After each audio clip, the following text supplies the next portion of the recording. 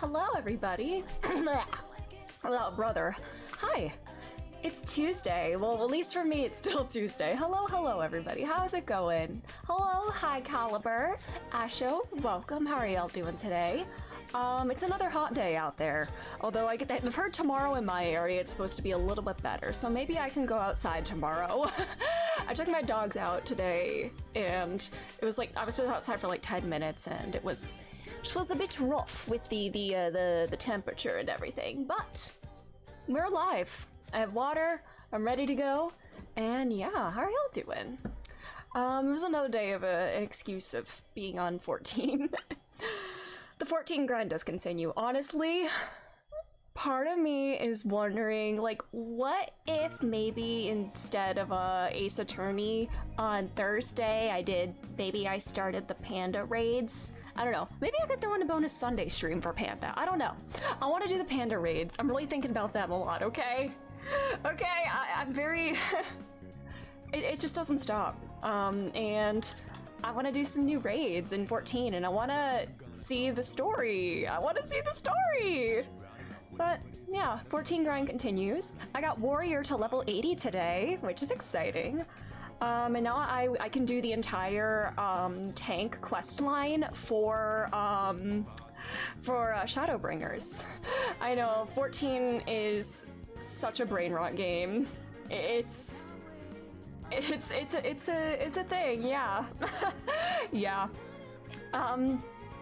But I can do the entire tank quest line in Shadowbringers now that I have a tank at level 80. And I could do the magic DPS one too, since Picto starts at 80. I did do one dungeon each with Viper and Picto, and I feel like I'm getting the hang of them, you know? One dungeon was just to get a feel for it and everything. Yeah, we're getting there. I should work on them at some point, but I don't like waiting for DPS queue times, you know, because especially now with a lot of people leveling up Viper and Picto, although I feel like queue times are a lot better than they were at launch of Dawn Trail, especially for DPSs, because on like the first day or two when Dawn Trail launched, I was in a dungeon with some DPSs who said they were in a queue for over an hour, which is ridiculous. But it doesn't seem like that's the case now. Like, I did, just to test it, I went into a queue as a DPS, and it was like 14 minutes or something like that, which was not bad at all. But I do like my fast queue times of healing and tanking, so that's where we're at. I did a few runs of the final Endwalker dungeon today because I want to start farming for that minion. I know that there is a highly coveted minion that drops in that dungeon, and apparently people who've done this dungeon hundreds of times have never seen it, while other people get it on like their first few tries. And I don't know, I really want this minion. So we'll get it one day, who knows? But I'm gonna be an expert at this dungeon by the, who knows how long. Haley, welcome! How are you doing? How's it going? Hello, Asho, how are you? But yeah, I'm gonna get my white mage up to level 100 solely through doing that dungeon for the minion. And it's not even gonna drop. I'll be a level 100 white mage before I get the minion at this rate. If I do nothing but that dungeon. It's gonna be a mess. But we'll be fine, we'll be fine.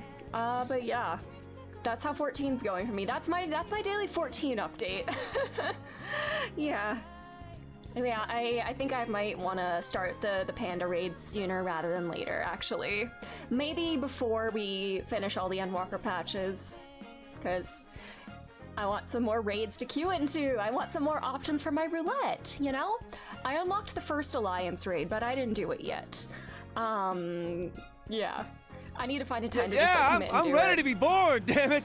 Ready to be born, indeed. Oh, yeah. That game does not stop. But today, we're lawyering. Today we lawyer.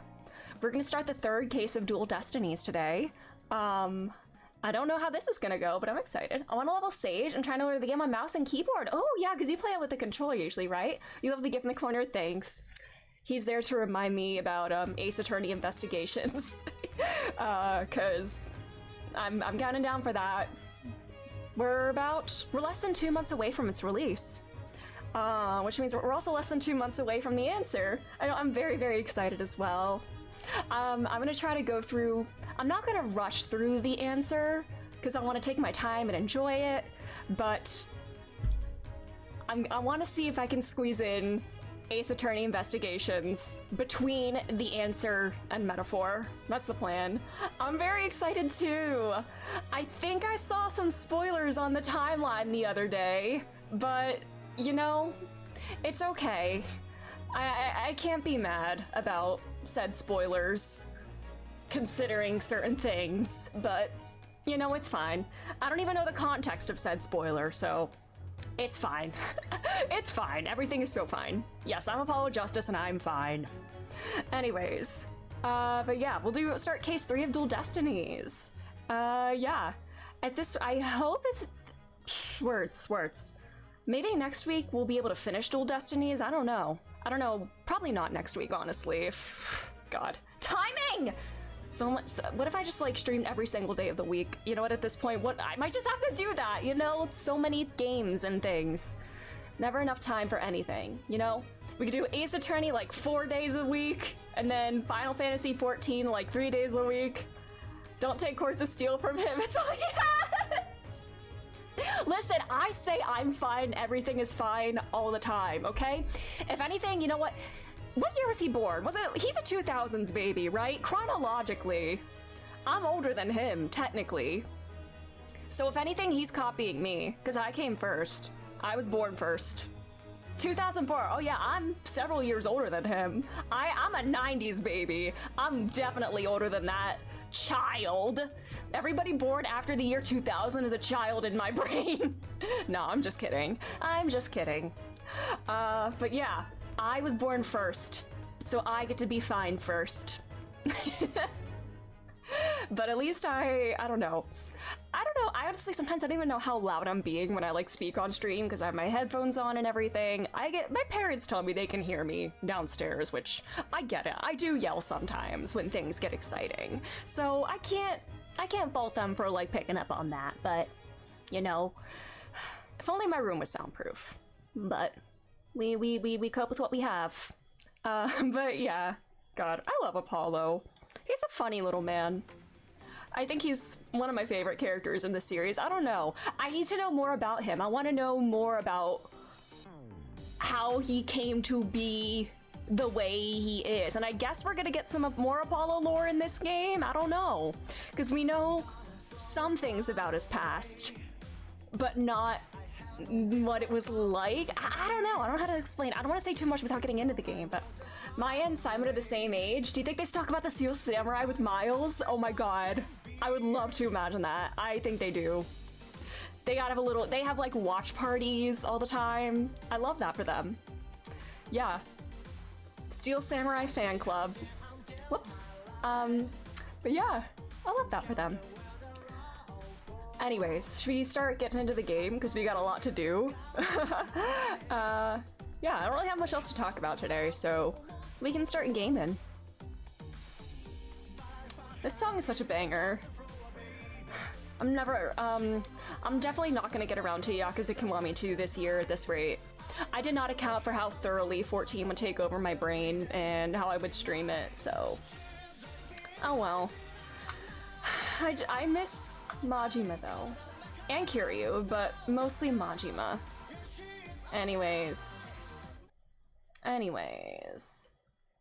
It's lawyer time, baby. Case 3. What rhymes with 3? Tree. Case 3. Apollo in a tree. I don't know. I can't do my electric boogaloo thing. Flee. Case 3. The culprit better flee. Haha. Alrighty. Turnabout Academy. Apparently something happens in a law school, which apparently exists in this universe. And I don't know what the hell they teach people in this universe, so this should be interesting. Anyways, let's go to school, baby. Turnabout Academy. Themis Legal Academy. A prestigious high school with alumni in the highest echelons of the legal world. I don't know why I assumed it was a law school. Oh yeah, there's Scales of Justice. I guess that makes sense. Oh. What the hell? Oh my god. Is this Danganronpa? Murder in a high school?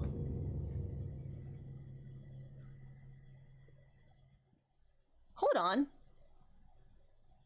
Do I know any of those people? Oh, the blood is red and not pink. That's true. Very true. Even though they have a ding dong bing bong. Oh no, that's a different melody of the ding dong bing bong. Should I get the what's it called? The 100 Days Academy? Should I get that when it drops? Considering I have played Kodaka and Uchikoshi games before. Should I get it just to see what an absolute insane ride it is? Because it might be fun. Who knows how good it's gonna be, but it's definitely not gonna be boring, that's for sure. I don't know, I'm not a Danganronpa fan, totally fair. Oh no, I'm gonna be late! Oh. Oh my god, is this another flashback? Ah, finally! So this is it. The illustrious Themis Legal Academy. Oh, it is a law school. Do they have high schools for law? Is this where Athena went? Oh. This is the place where many distinguished lawyers and prosecutors got their start. Did he go there? Oh, he got his badge back! Yippee! He's got it pinned again! Aww. I'm trying to remember, did he have his badge back in the first case? I don't know. He received a call from the school asking to pay a visit. It's a charter school, but like a really rich one. I see. Yeah, I get that vibe already for sure. Mr. Wright brought us along, hoping we learned something from the experience. But no, I had to go and blow it by getting here 30 minutes late. At least it's not all business today. After all, today's their school festival. Oh no, school festival episode. Justina's Diner. Culpable Curry. Mock trial, school festival. Prosecute and Classy Cafe. Guilty dogs. They don't have, what are they, the samurai dogs? No samurai dogs here, only guilty dogs. Wow, this place has school festival written all over it. Literally. Why all the cold stares? Is it because everyone's in a school uniform except me? Well, I like the way I dress. Plus, she's not a student here, right? Isn't she? You graduated, girly. Wonder where Mr. Wright and Apollo are. Oh, there's our ding-dong bing-bong. Your attention, please. This is an announcement from the Mock Trial Committee. The mock trial will begin shortly. All students and faculty, please proceed at once to the lecture hall. Thank you. No bodies have been discovered yet, but that may change. It will most certainly change. This is Ace Attorney, after all. Sounds like a mock trial is about to start, but whoops, I scrolled too quickly. What was the place called? Lecture hall. Looks like all the students and faculty are heading that way. Might as well join them. Maybe I'll find Mr. Wright and Apollo there.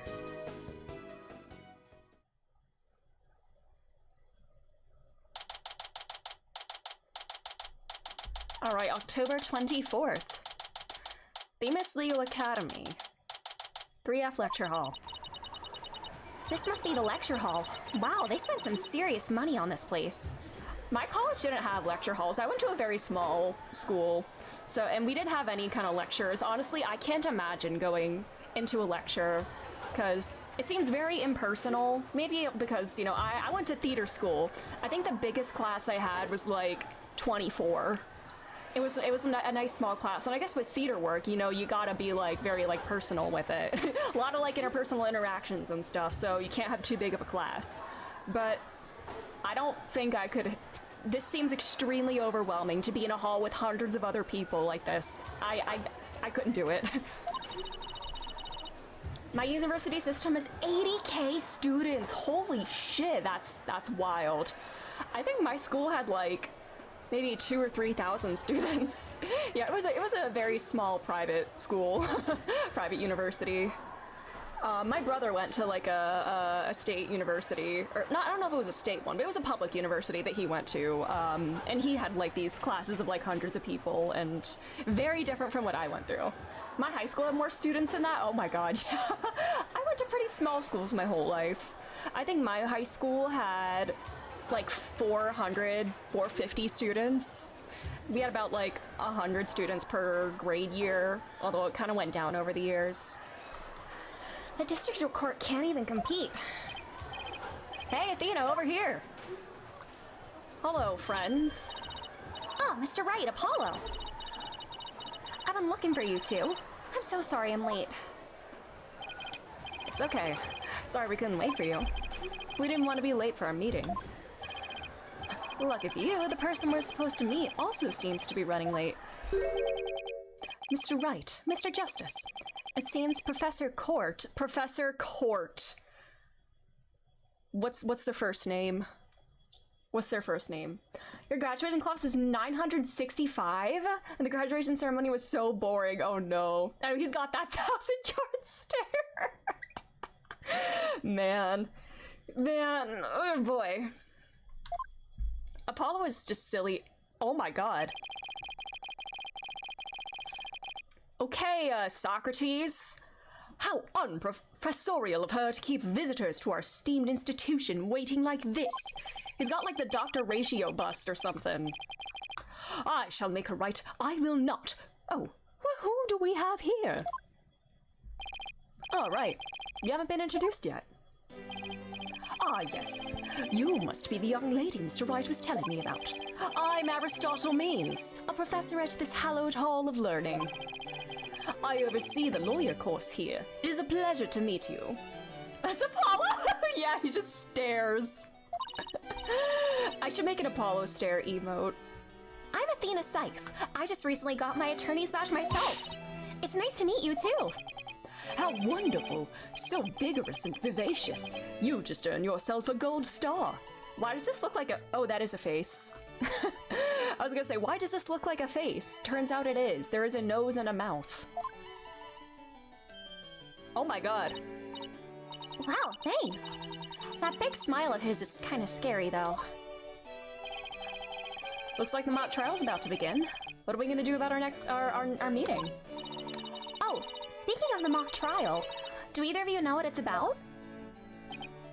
Oh, but I thought we had sent a pamphlet to your office. Right, the pamphlet. Whatever happened to that?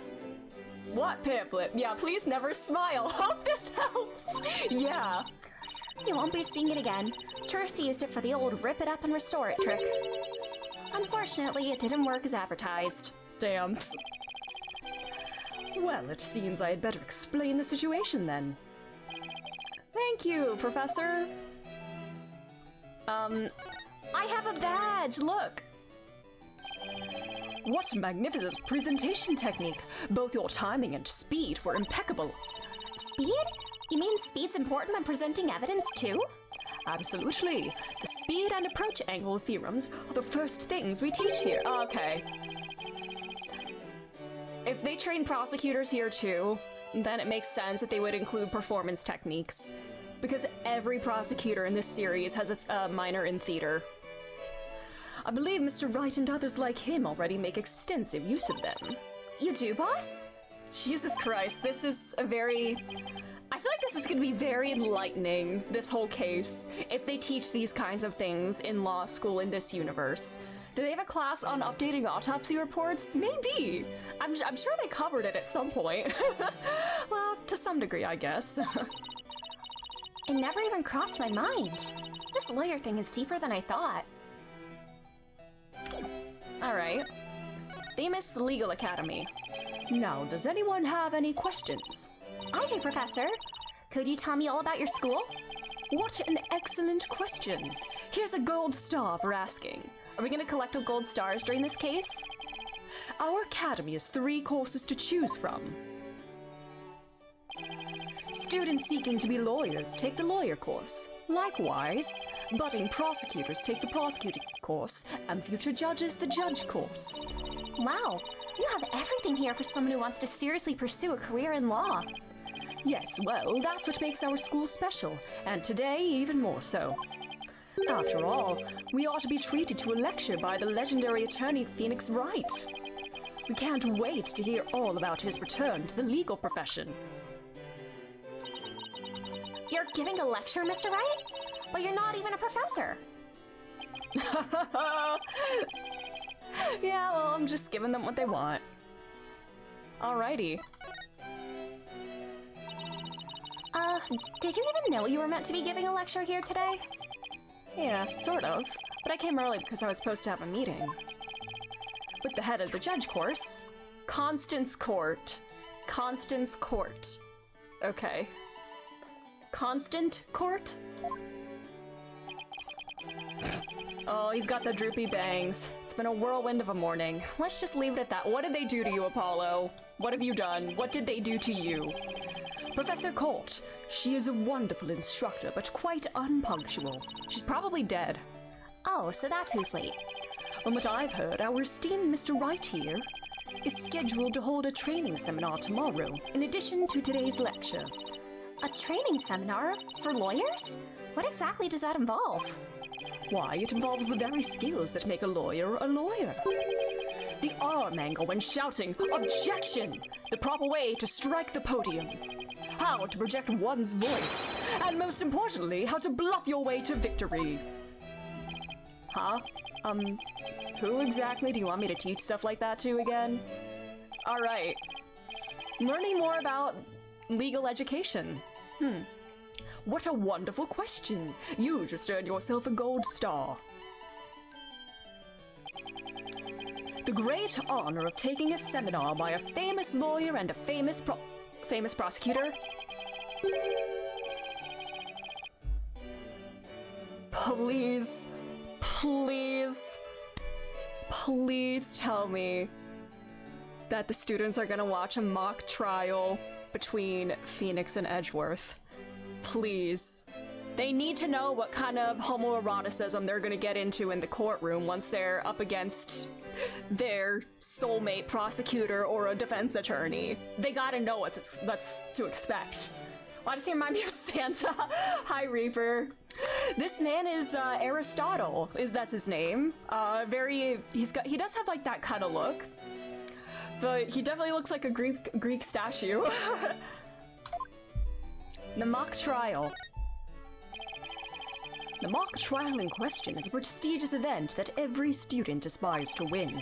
The top student in the lawyer course and the top student in the prosecutor course face off in a simulated court case set in this very school. As for the case itself, got veneers for sure indeed. I know, I was thinking too, it looks like Dr. Ratio with the bust on his head. We select the best script written by a judge course student and base our case on that. Ooh, a one-on-one battle? How thrilling! So, if the student studying to be a lawyer wins, they get to take my training seminar. But what if the other student wins? I'm not a prosecutor. Please tell me Edgeworth. Please tell me Edgeworth is here. Edgeworth, Edgeworth, Edgeworth. There's no cause for alarm. We have a famous prosecutor ready for just such a case. But who it is? That's a... Come on! Edgeworth! Edgeworth, please, please, please, please, please! I will give you tea and Steel Samurai merch, please. A famous prosecutor? No, it can't. Oh, is she an Edgeworth fangirl? Professor Means, forgive me for interrupting you and your guests. Oh. Judy! Oh my god, I was gonna say, that looks like Juniper! Hello! It's Judy! Oh my god! Hello, join stream to hear homoeroticism discussion. Well, it's a day that ends in Y, so... typical Andy stream. How are you doing, Wasted? Who's she? Juniper! She was our defendant in the first case of the game, actually. And now we're in a flashback. I'm Juniper Woods, a senior in the judge course. Oh, she's going to be a judge! Oh my god, that's so exciting. She's a lawyer. Yes, Edgeworth. Where's Edgy Boy? I haven't seen him since Bridge to Turnabout. It has been over a whole game where we have not seen him. Or he wasn't even mentioned in Ace Attorney 4. Professor, the trial will begin shortly. Since you'll be delivering the pre-trial speech, would you mind waiting up in the balcony until we're ready for you? My, how very organized you are, Juniper. You just earned yourself a gold star, too. But what about Professor Court? Well, I suppose she'll eventually arrive. Was she I wasn't even paying attention to who the victim was in the opening animation. It kind of looks like her, I guess. I want a gold star, too. Hi, Yuga, welcome. And Bouchette, welcome as well. How are you doing? Yeah, she's a defendant in the intro case, and she's Athena's childhood friend. Yep. How are you guys doing? Alrighty. Yes, of course, Professor Means. Juniper? Juniper Woods? Is that you? Aw. Then, Athena? I almost didn't recognize you. I didn't know you were back from Europe. Wait, you two know each other? Now that's a coincidence. Oh, he sees what's going on here. Although, Athena's a defense attorney and Juniper's gonna be a judge, so it's not exactly the same. But, you know, who's to say something something can't happen between the judge and the defense attorney, you know? There's enough animosity there between the two of them, at least when it comes to our judge. We've known each other since we were kids. We're like best friends, right, Junie? Yes. Well, we lived close to each other, so we used to play in the forest together. Yeah, like a lot. Why would she look at me? Oh no, what happened? What happened? I guess I shouldn't be surprised since we haven't seen each other in a long time. Oh, what's the matter?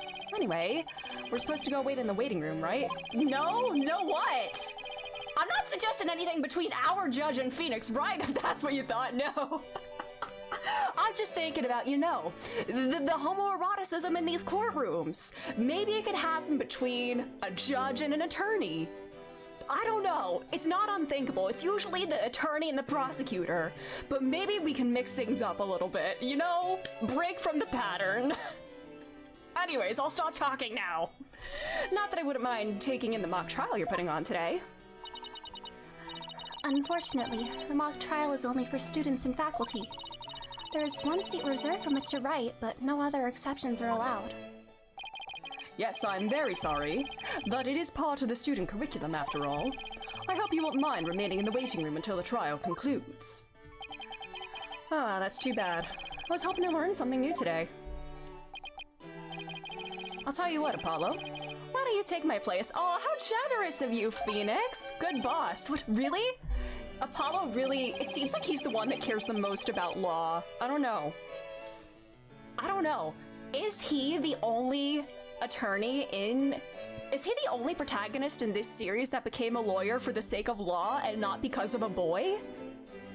Because, like, Phoenix and Ryunosuke both became lawyers because of a boy. Maybe, is that not true for Apollo? Is he actually pursuing law for its own sake? Huh. Interesting. What a guy. Truly the most normal guy in this series. Besides, I'd like to meet with Professor Court as soon as she gets here. We'll have to investigate, I suppose so.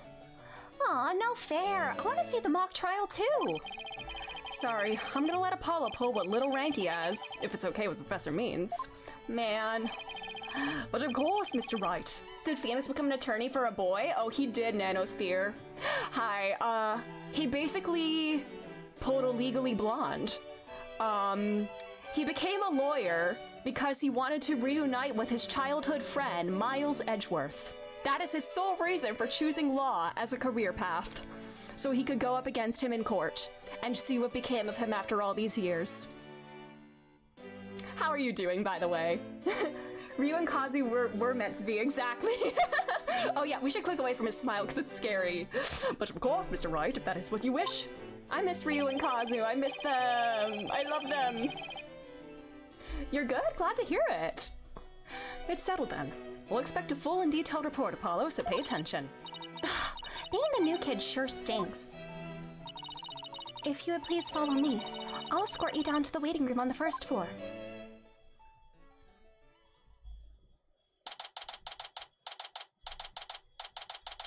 Alright. I'm sure Mr. Means is a good man, but his smile, yeah, it's kind of freaky.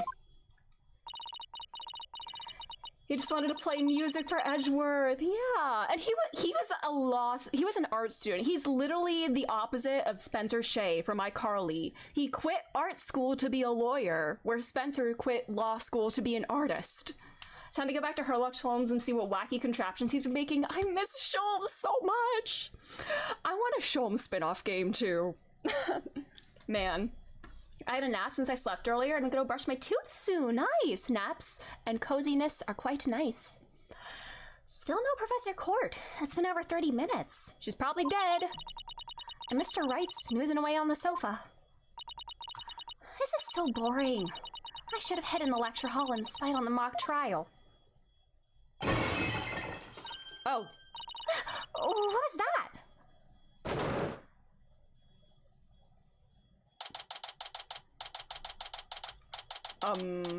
Sholmes is a dingbat, but he's a smart dingbat at that.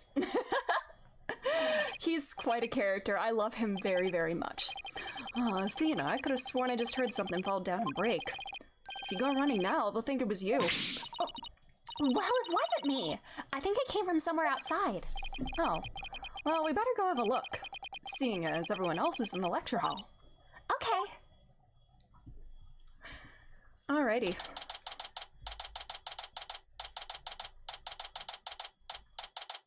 Outdoor stage.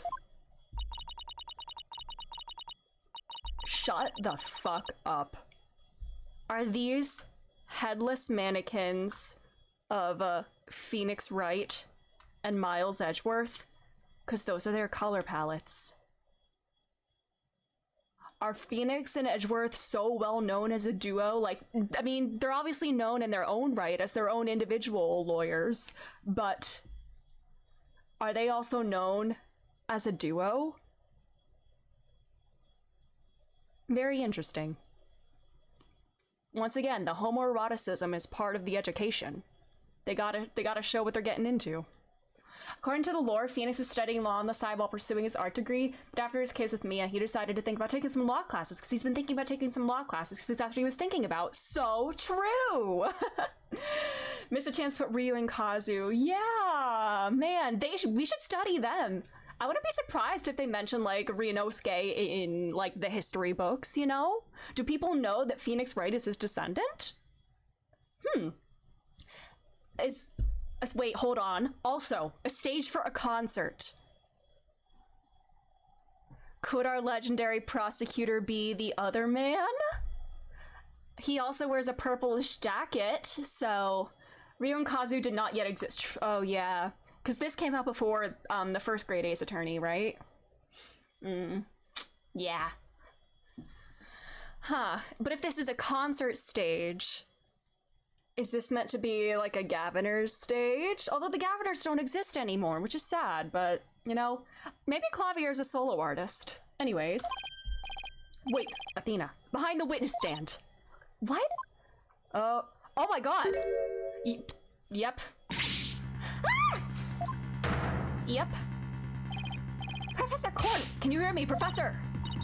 Wait, that's who we were supposed to be meeting with? Looks like our meeting's been canceled for us. No way! This can't be real! Damn. I can't believe I was so distracted by these that I didn't even notice the body. Yeah, right in the giblets. The giblets, or however that's pronounced. Man. I called the police. They should be here soon. I'll go tell everyone in the lecture hall, too. No, wait. I'll find out soon enough once the police get here. Let's do our own crime scene investigation before it gets too crowded around here. Huh?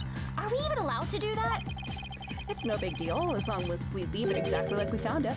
Plus... No, never mind. Plus what, Phoenix? Now I'm suspicious. Anyway, we should look around while the scene's still fresh.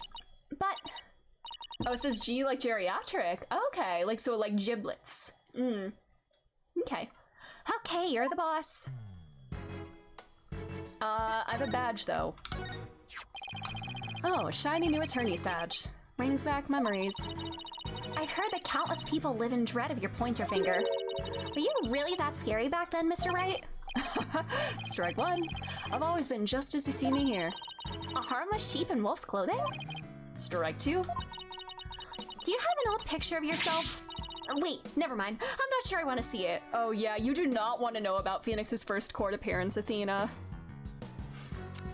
Back then, he didn't know that girls pooped. So you're gonna be disappointed if you read that case. If you read the transcript of that case, good lord. She had potential until she took an arrow to the gut. Sad. Strike three, you're out. In addition to checking the body, we should also check the area around it. But we don't have much time. Check only what you can. Nervous, Athena? Yes, I mean, no. Apollo didn't bat an eye at the Ottoman's body during that case. Ninetales fail. I can't let him show me up. I can do this. Just take a deep breath and focus. Well, a man literally died in Apollo's arms, about a year ago, so... He's used to seeing dead bodies.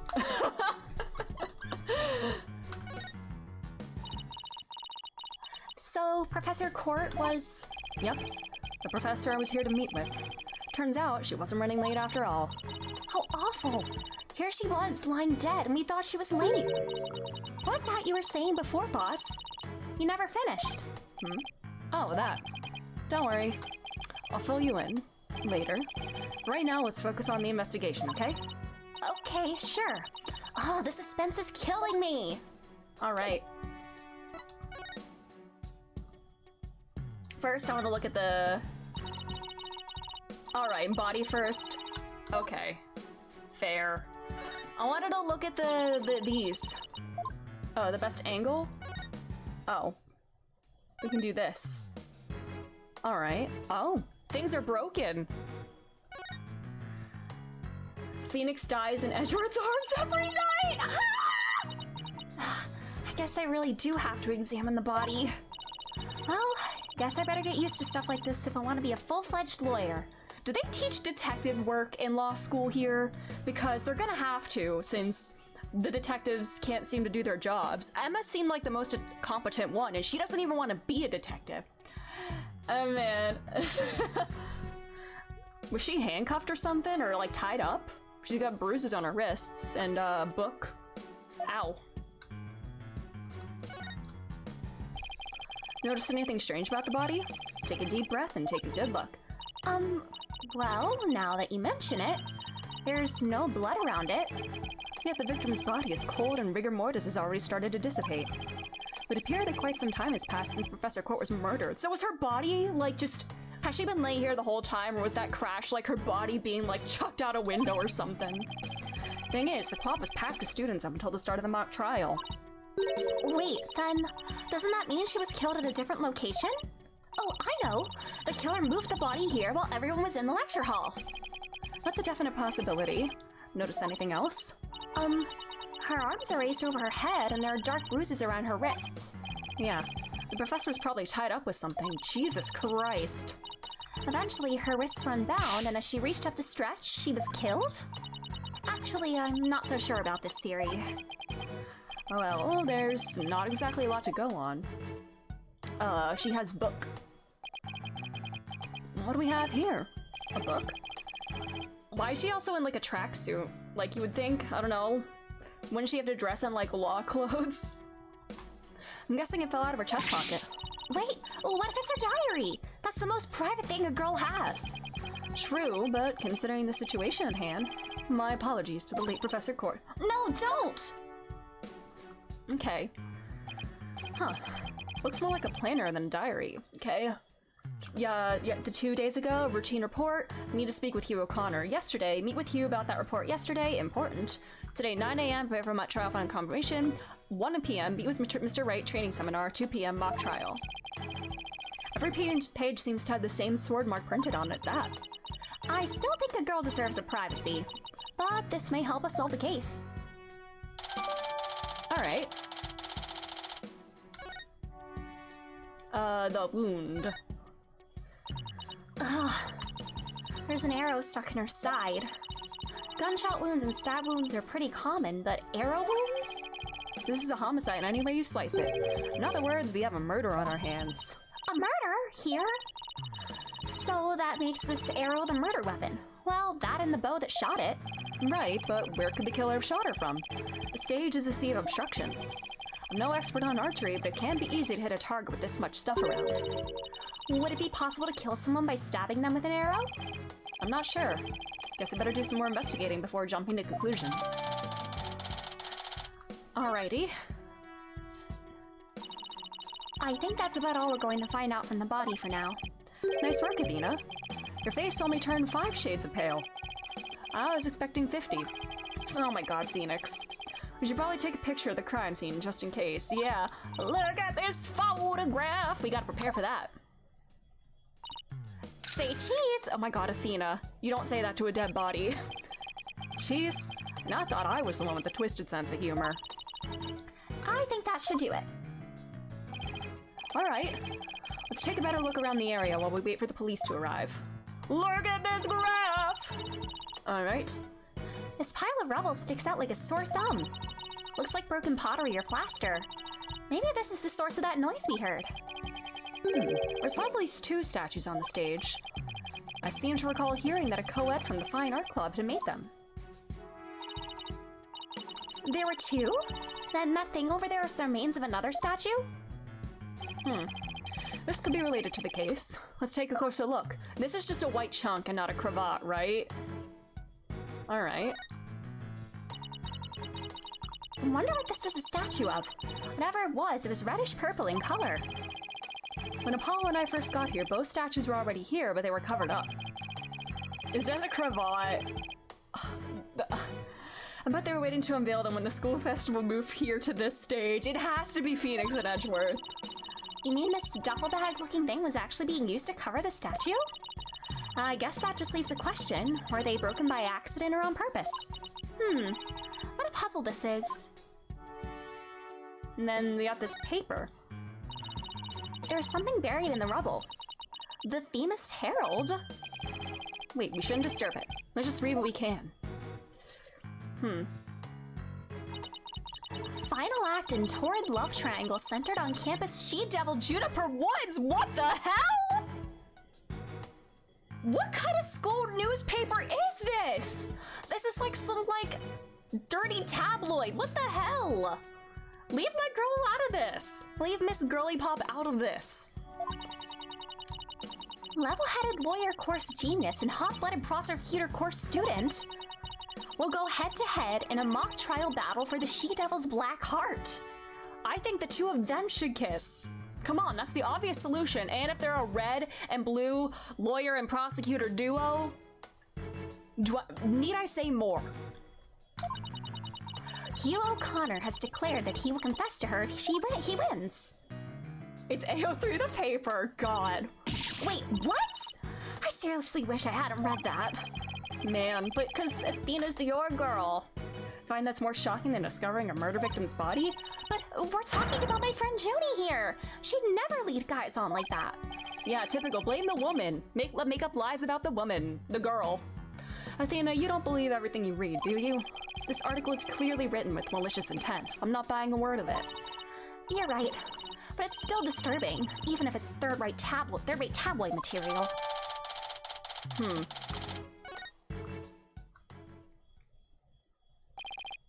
Mr. Right, Athena. Oh, here comes Apollo. I've never seen anyone move so fast. Oh, man, are you okay, buddy? Listen, something big's happened. I was at the mock trial when the police announced a body had been found on campus. That's right, and we're the ones who phoned it in. We found Professor Cord dead behind the witness stand over there. What? Can you show me? What the? You've already had a quick look at the body. It's definitely a homicide. Once the police get here... No, I know it's a homicide. I'm shocked because it's the same. Exactly the same. Oh, is there a double homicide? Whoa there, Apollo. Take it easy. Is philosopher dead? What's his name, Aristotle? It's the same, the body that is. It's just like how it was in the mock trial. Oh, the fake one, I see. What? It's like the mock trial? I know, it sounds crazy, but... The body's location and position, the murder weapon, the lack of pooling blood.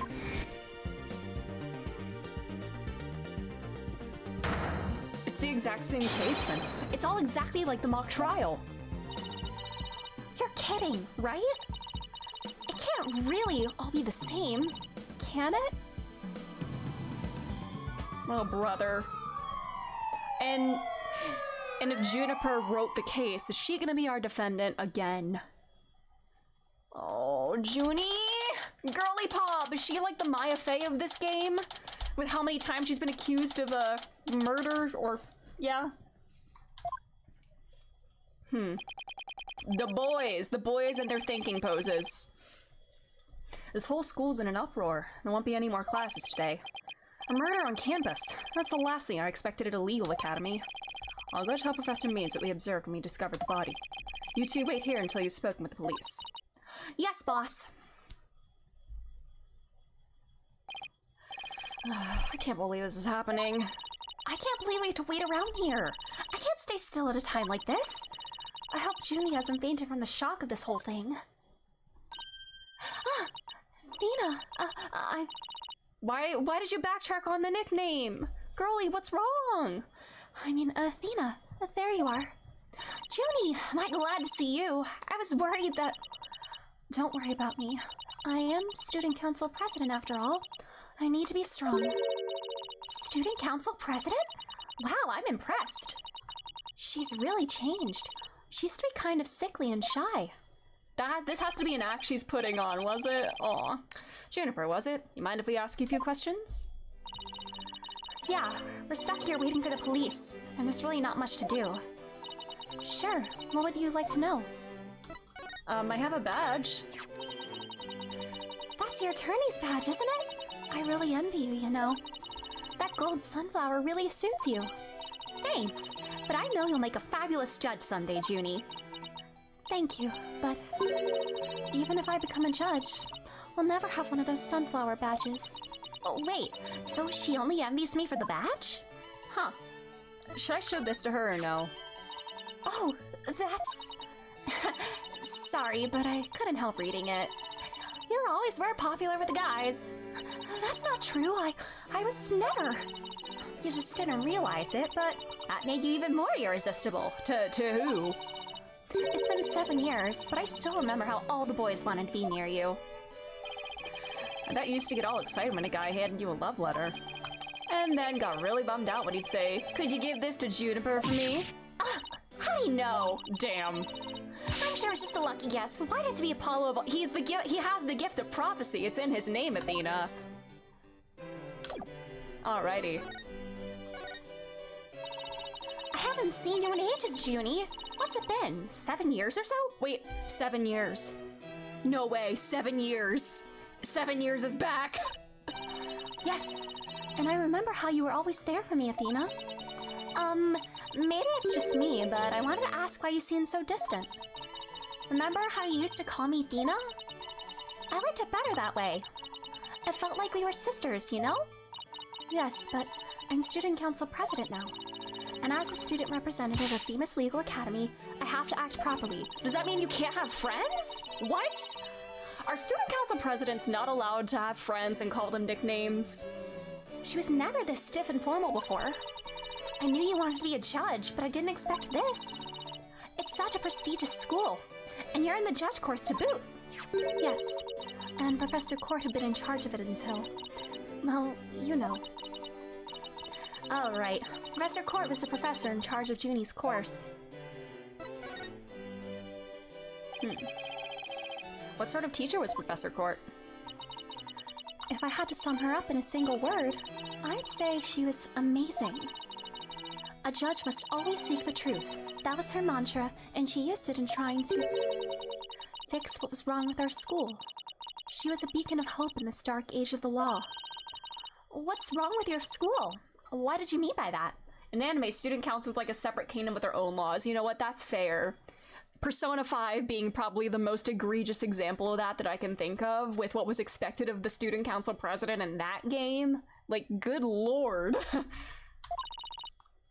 Oh, nothing. Never mind. Aww. Am I imagining things, or did I just detect something in Junie's voice? Professor Court chose my script for the mock trial. Oh? You mean all of these students in the judge course had to submit a script? And yours was the one she selected? Wow, that's amazing, Junie! Oh, thank you, but now Professor Court is... Who would do such a thing? Just yesterday, we were working together, trying to get things ready.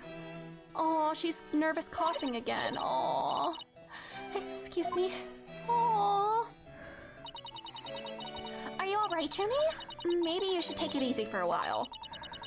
So she's still got that cough. Guess she's not as strong as she pretends to be. Aww. Why do you need a script in a showdown between a lawyer and a prosecutor? Kakegurui Student Council. Oh god, I forgot about Kakegurui. Oh my god. That was such a wild show. Oh my god. Like, that was literally like an entire government running a school. Like, good lord. Well, we were simulating a trial, so we needed a script as a framework. All the details about the incident and the people involved are included in the script. We also prepared a crime scene, photos, a murder weapon, and other kinds of evidence. Oh, you guys think of everything. Must be hard getting all that ready. Yes, well, it was only Professor Cord and I. After all, we didn't want the script or other elements of the mock trial to get leaked. We were the only ones in the entire school who knew all of the details. Oh no. That doesn't bode well for Miss Junie here. Is she gonna be our defendant because she was the only one who knew that what the mock trial script was, and then the actual murder followed the script, so oh, who could it be but her? Must have been a big pain in the... I mean, that must have been really difficult. I wrote the script so that the case could go either way. That way, the defense and the prosecution both had an equal chance of winning. If you think that's all she's capable of, you got another thing coming. Huh? Who said that? Yeah, Kill la Kill comes to mind. I've never watched Kill la Kill. I remember seeing it on Tumblr like many years ago, but I never got around to watching it. Student council was like a military force. Good lord. Oh, it's these clowns. Why does this look like Walmart Apollo? And... why? Bro is tweaking. Do you need to shit or something, buddy? Juniper's genius doesn't stop at a brilliant script. Ah! Oh god, he's got the cords of steel too, god damn it. She's giving a war-winning performance as the defendant, man! I think I found a rival to my cords of steel. Indeed. Yeah, Apollo from Wish.com! Hugh, Robin, are you going to introduce yourselves to our guests? As student council president, I won't have you treating them rudely. You're right. I heard Mr. Wright was bringing in a couple of guests with him. Lonely Assassin, welcome. How are you doing? He's doing strength training. It looks like dodgy strength training. That'd be you two? Apollo Justice and Athena Sykes? Yep, I'm Athena Sykes. And I'm Apollo Justice. Nice to meet you. I'll pass on the handshake. I'm studying to be a lawyer. The name's Hugh O'Connor. And they got through 3 episodes of that to the tennis player. Oh no, don't do Robin like that. I'm sorry! I don't understand how the suit consumed some of the blood to make her stronger. Oh yeah, I know there's... From what I understand, Kill la Kill seems to be like a satire of like fan service-y outfits and like anime and stuff. At least that's what I've gathered from it. It seems like it's not meant to be taken seriously, but yeah, I know that kind of stuff's not for everybody. But some call me Mr. Perfect because I never score less than 100%. I'm slipping into the Sigma voice. I'm trying to give him like a smug, smarmy voice, but I started slipping into the Sigma voice, and I do not want to give him the Sigma voice. He does not seem like the Sigma voice type. Sigma voice is for dude bros. Some call me Mr. Perfect because I never score less than 100% on tests. Ugh, most pretentious introduction ever. And what's with his hand? Is it glued to the inside of his pocket or what? Yeesh. What are you hiding there? Oh, let me be the first to apologize for Hugh's totally rude introduction. Sorry! Oh, here's my intro. I'm Robin Newman. I'm studying to be a prosecutor, like the really cool kind that nails the bad guys. Nails? Didn't Phoenix say it's time I nail this guy to Furio Tigre? Well, I mean, once again, homoeroticism in the courtroom. No! Where's the sincerity? So he makes pottery too? And what's that bracelet contraption for? Junie sure has made some unusual friends. Or for the Sigmas who are better than the Alphas. Well, the name actually, I guess it does kind of fit as like a Sigma male voice. That's the voice I gave Sigma when I played Zero Escape VLR last year. I gave him the voice that sounds like this. Inspired by Reiner from A Slap on Titan. This is like this dumb frat bro voice. And I gave it to Sigma, and it just makes sense that his name was Sigma as well. That was totally a coincidence, but it really fit the voice very well, I guess. Me making presentation why the fan service for Kill la Kill is important to the plot. Well, I haven't seen it, so I don't know. I could be wrong about what I've seen. That's just the impression that I gathered, but I could be very wrong about that. Those two were the lawyer and the prosecutor in today's mock trial. And even though I wrote the script, I also played the part of the defendant. Oh no. Oh no. Girl, you're gonna be a real defendant down the line. Does she know? Does she know? Final act in torrid love triangle centered on campus she-devil Juniper Woods. Level-headed lawyer course genius and hot-blooded prosecutor course student will go head-to-head in a mock trial battle for the she-devil's black heart. Wait, these two are the guys who supposedly have a thing for Junie? Juniper, come on. Your goal's way beyond just that. That's right! The mock trial's just a start! She's also what the school festival's made of it! Live on stage, Juniper Woods! And the crowd goes bananas! Woo! I'm supposed to sing at the school festival. Aww. All of the other girls were too embarrassed to try out, so... My Junie singing your Junie? I think Robin and Hugh need to get together, especially if they're the red and blue. Again, red and blue prosecutor, a defense attorney duo. And then, yeah. Anyways. My Junie singing? On stage in front of people? Wow, she really has changed. Aw. Are we talking some more? Your performance! What are you singing? If she sings a Gaviner song, I'm gonna scream. I was responsible for making everyone's stage costumes. Oh my god, she's so talented! Oh my god. Oh my god.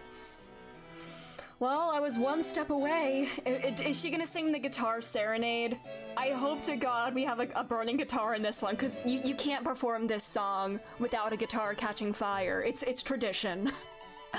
And this is what I'll be wearing. That's amazing, Junie, but then again, you always good at that kind of thing. She's like the all-around theater kid, you know? You know, if the prosecutors are the actors, maybe the judges are like the stagehands, and then what are the defense attorneys? The directors? How do they all work together to put on a show? All right, brooch, constellations throughout, loose, make glow from inside. These constellations in particular are really something. Oh, thank you. I need to see Apollo's reaction to this, especially because he does not know. One of my favorite things to do is look up at the stars in the middle of the forest. Huh. So you're a fan of the night sky then? Oh, does this not look familiar to you? Apollo, are you not getting flashbacks? Wow, Apollo, didn't know you were such a romantic. Does that remind you of your boyfriend's concert? It's not like that. I have this friend. Oh, sorry. I have this friend who performed at a concert with her, and he doesn't know. He doesn't know who she really is, and I'm gonna scream. Apollo, your life is so fascinating. I need more information. This man, he tries so hard to be the most normal man ever, but everything about his life seems extraordinary. And you know what? He looked God in the eye and said, no, fuck that. I want to be the most normal person. I don't care if I have extraordinary circumstances in my life. I'm going to be just some guy. And I think that's so real of him. I have this friend, he and I go way back, who got me really interested in space. Ooh. Wait, you have friends? You had friends! You had friends? God damn. As student council president, I cannot allow such a mean-spirited teasing to continue. Oh, come on, we're just bantering. Just some guy for president. I think she's angry. We're just bantering. Alrighty. Alright. Paint inside with fluorescent paint, leave time to dry. Constellations on outside to make small holes. In the dark, paint will shine through, bringing constellations to life. No fire hazard there, at least. It's just like I have a friend who I like, and there's this girl who I don't know is really my sister or my friend, and together we did singing. Yeah, they're honestly are not too far off. With the, are you talking about like the past involving this costume? Because this costume was somebody was dressed like this in the a case in the fourth game, the previous game, and you know what? I don't know.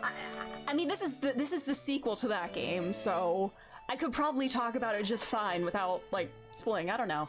I was trying to pick up my thoughts about how Apollo knew someone. Oh, her. Okay. You know, I'll just say it. I don't know, if you don't want spoilers from Ace Attorney 4, although this is Ace Attorney 5, so like, you know. This is Apollo's mom, and he doesn't know it, or at least the person that was wearing this in the previous game. And she sang on stage with Clavier when his guitar exploded. It was the funniest thing ever. It was such a fun... That entire case is so fucking wild in hindsight. It's just everything about it. Hold on, I even saw like a Tumblr post that like describes this entire case in the best possible way. Hold on. I'm gonna find it. Yeah. 4-3 is literally the best third case. The defendant is physically incapable of operating the murder weapon. The prosecution is briefly accused of murder in the court by the judge. The murderer has hair shaped like a penis. The defense's long-lost mother gets stuffed in a guitar case.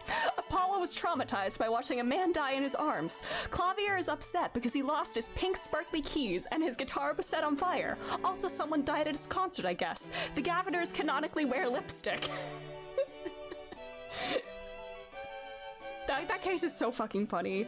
The best part, it truly is to me, the best thing about that case is the thing that Clavier was least upset about was the murder.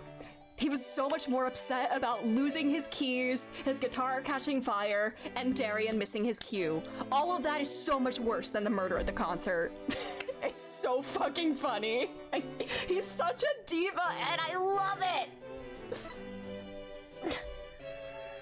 The G on me for groupie, but no one wanted to say anything? I thought it was G for Gaviners. What?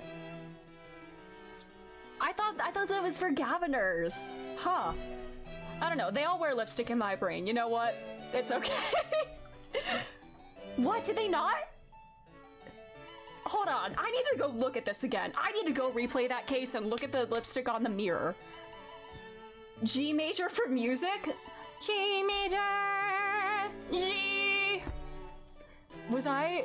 Is it not... Does it not stand for Gaviners? Or maybe if it's not like the logo, then it doesn't stand for Gaviners. You know, it has to be a very specifically shaped G to be Gaviners. The game wants you to think it's Gaviners, but we all know. Really? Then who's the groupie? Who's the groupie then? Who did it? Who did it? Is it gay? Well, that's a given. This is Ace Attorney. Me? Anyways, sign up for only Gaviners! Stop! I've seen a lot of fan art of, like, Clavier having, like, Gaviners merch of, like, everything. Like, Gaviners brand socks. Like, other stuff, too. Gaviners brand, like, just household appliances. You know what? The Gaviners are becoming a megacorp and they need to be stopped. That's what happens once the band breaks up. The Gaviners brand becomes like an appliance brand and they take over the market and they need to be stopped. His motorcycle is Gaviners merch! They're taking over the automobile market too! No! They need to be stopped, Clavier! You're too powerful! Oh my god.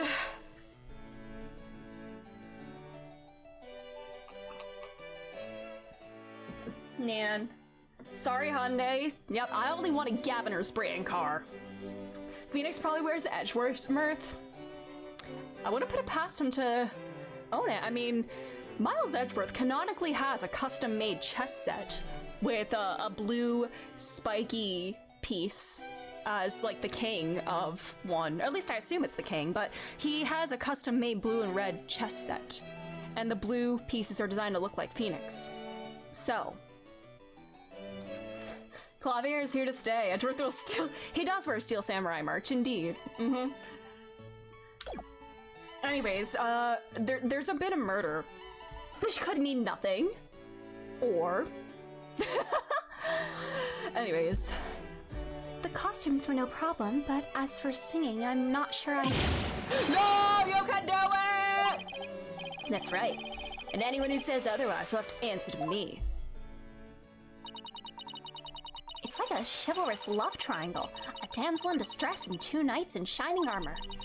Maybe that Themis Herald article wasn't too far from the truth. Athena! Don't think like that about Junie! Hello, Abaddon, how's it going? Things are already chaotic in here. How are you? Speaking of the latest news, I wonder how the mock trial turned out. Did it, like, actually conclude? Wasn't it interrupted? Or... So how did the mock trial end? We were just about to reach a verdict when the police arrived. Now we'll never know. They'll never know how it would have turned out. I guess that's what happened when there's a real murder during a fake murder trial. Oopie! The person on the left is so me. Yeah.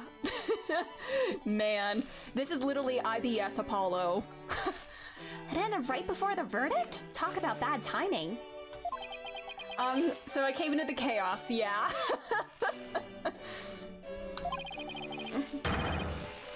I was this close, man! I bet I would've won!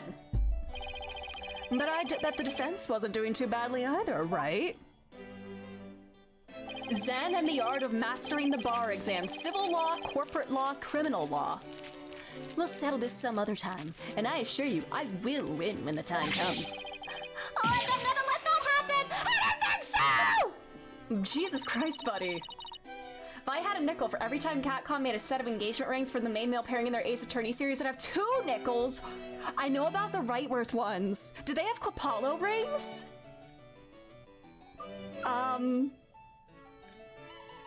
That's news to me. I only knew about the Rightworth ones. Huh.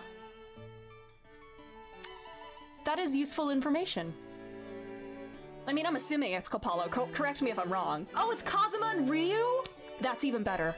That's even better. Oh my god. That just made my day. I might have to check those out. Better. Even better. I hope they don't end up hurting each other. Oh, don't worry. The 3 of us have been good friends since we enrolled here. We even have proof of our friendship. Oh my god, do they have friendship rings? Proof? Like, physical evidence proof? Yes. We're studying for a career in law, and in the legal world, evidence is everything. Isn't that what Kristoff used to say? Evidence is everything? Anime Code Zero, welcome! How are you doing? Thanks for being here. Yeah! As long as our friendship lasts, you can bet we'll be carrying them around. Ah, the famed Themis Legal Academy ingenuity at work. It's been a while. Yeah, how have you been? How's it going? If you're not proposing with a Capcom engagement ring, then don't bother. Exactly. Unless you're using the official Shuake rings. That's the only other one I'll accept. So what exactly is this proof of friendship anyway? Do they make matching badges? Well, it's a secret. And if I show you, it would be bad luck. Oh, okay. I knew it. There's definitely some discord in Junie's voice. It's going all right? Glad to hear it. Our friendship is sacred and inviolable. It's not something to be put cheaply on display. Proof! We don't need no stinking proof! Us be your friends forever! I can hear discord in their voices too. But they're talking about their friendship. What's going on here? Something wrong, Athena? No, it's nothing. Oh. Alright then. Hey, isn't that... Everyone stay right where you are, don't move a muscle, is it Bobby? Yep. Detective Fulbright? Is something wrong? I mean, there's been a murder, Athena, have you forgotten? Why? It isn't my little lawyer friends. Sorry, but the small talk will have to wait. Juniper Woods? Oh, man. Again. Well, this is before the bombing, but good God. What? Wait a second, what's going on here? Why are you arresting Junie? Please, Detective Fulbright, we're involved in this case too. Ha! So you're the lawyers the dispatch said were first on the scene. Yeah, I swear they exist. I'm looking for proof everywhere. Oh, the Kazuma rings and the Rinosuke rings? You know, I believe you. I can't tell you everything, but I will say this. There are two major reasons for her arrest. Is one of them that she knew the circumstances of the murder and all that? Yeah, it follows the case. The suspect led somebody to where the body was. I didn't... And number two, the crime scene is exactly how the suspect portrayed it in her script. But... Can't arrest her on just those grounds? True, but there's more. However, Prosecutor Blackwell specifically told me to say no more than that. Oh no! So Blackwell's the prosecuting attorney on this one too? Detective Fulbright, we found this in the suspect's pocket. What? Huh? Why, there's blood on this. What? That's evidence he made for the mock trial. A mock trial? Never heard of such a thing, but it sounds fishy to me. Real fishy. Evidence is everything. Stop. Stop. Now, if you would, officers. Yes, sir. But I'm just a girl. She's just a girl! She's just a girl! Look! Does she look like she could do murder? What do we have? You.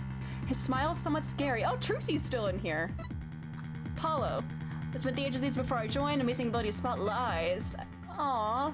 He owns the agency. Then we got you. Seems like kind of a jerk. He tends to shout at people. Makes you wonder what justice is all about. And then this freak. Junie! I have to do something. I can't let them take her away like this. Is this an Athena case? Athena's a case where Apollo's the assistant? Now, if you'll excuse me, I have work to do. I'm just a girl standing in front of a boy about to be arrested. Oh! Hold it! I refuse to believe that she's the killer! Junie! I've decided. I'm going to defend you. I'll fight with everything I've got. Let's go! Her first real case, or first where she's the lead, I guess I should say. Athena. Junie, it's good to hear you say that name again. Aww. He's not a freak, he's a nerd. Okay, true, he is a nerd. He can be a nerd and a freak, I guess. Hate to interrupt your bonding time, but yes, he said there's something fruity is happening in this courtroom. Well, it's not a courtroom, I guess. Aren't you rather new to all this? You're barely even a lawyer. Everybody has to start somewhere, Bobby. Well, I don't have much experience, and I may need Apollo and Mr. Wright's help at times. But nobody believes in Junie as much as I do. I'll be too, Juniper. There's no way you murdered your professor. Athena. Apollo. Thank you both. I'm counting on you. Aww. You got your back, Junie. Dude, look at her. She coughs when she's nervous like that. What makes you think she could, what makes you think she could do a murder if she gets sick when she, like, yeah. Yeah, everybody has to start somewhere. Brenda! Yes.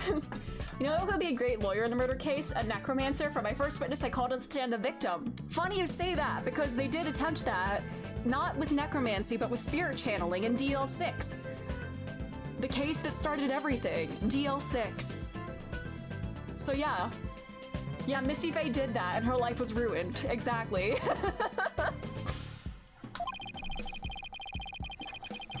Now that you have your lawyers, Mr. Woods, it's time for us to head— Miss Woods, sorry. It's time for us to head back to the station. I can't believe Junie's been arrested for murder. And I can't believe I accepted her case without asking Mr. Wright. Take a deep breath and relax, Athena. I'm here to help with whatever you need. So let's get right on the case. Right. I won't have this case left in the hands of rank amateurs. If anyone's gonna solve the case, it'll be me. Time to investigate. You're a student, buddy. You're not even qualified. You're not certified. Why, that smug little... He hasn't even finished law school. Who? That was totally rude! And you're not the only one on the case, man! I'm in too. Big time. Jennifer Woods! I'm gonna save you! I'm so sorry. My volume's gonna be off the charts with that. Now that those two are gone, let's get back to what I was talking about in front of the stage. About the mock trial, that is. Oh, right. You said the victim's location, position, and so were just like in the script. Yeah, exactly. But without the script or any props, it's kind of hard to explain. Perhaps I could help.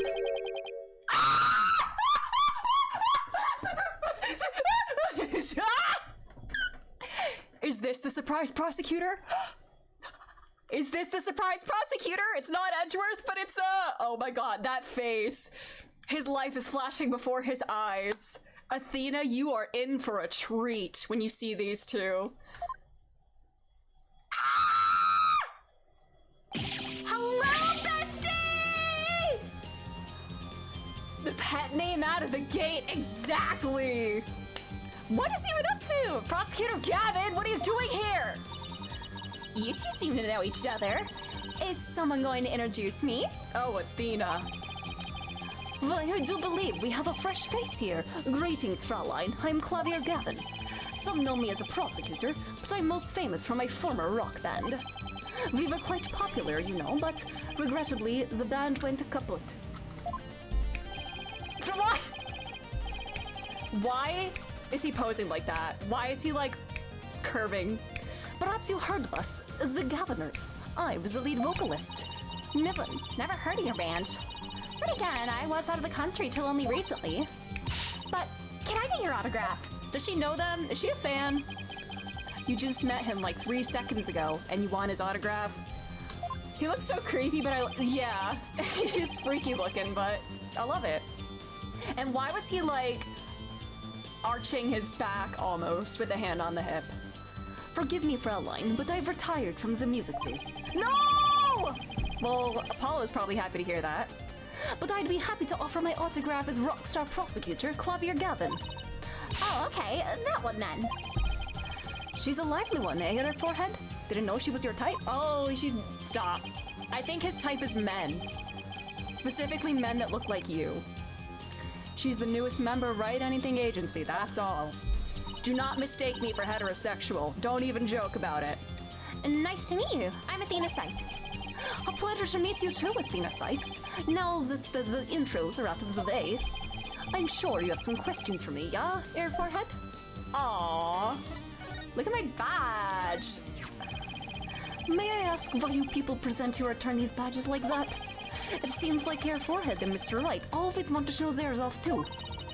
Well, let me ask you, Prosecutor Gavin, why do you play air guitar? He loves fucking with Apollo, indeed, and I love it so much. God. I think Apollo's into men who are a bit older than him, Clav, indeed. What is it, 2 years older than him, specifically? Take a hint. Take a hint. Ah! It would seem the answer we seek can be found in much the same place. I never gave it that much thought, actually. I always just whip it out. They teach you how to do that in law school. Hey, does this look familiar? Please comment on it. Okay, man. He doesn't have anything to say about the costume? Man. Why, Fraulein, what a wonderful piece of Wait, he what? Wait. I always just whip it out. Oh, is this one of those Ace Attorney out of context things? Alright, I'll go back through that and get a full screenshot then. What a wonderful piece of evidence you have there. But I imagine no matter what you present, it would be impossible for it to be more persuasive than your beauty. Too bad it doesn't work that way in court, too. Alright. We're gonna do this again for a screenshot. Talking about whipping it out in front of Clavier.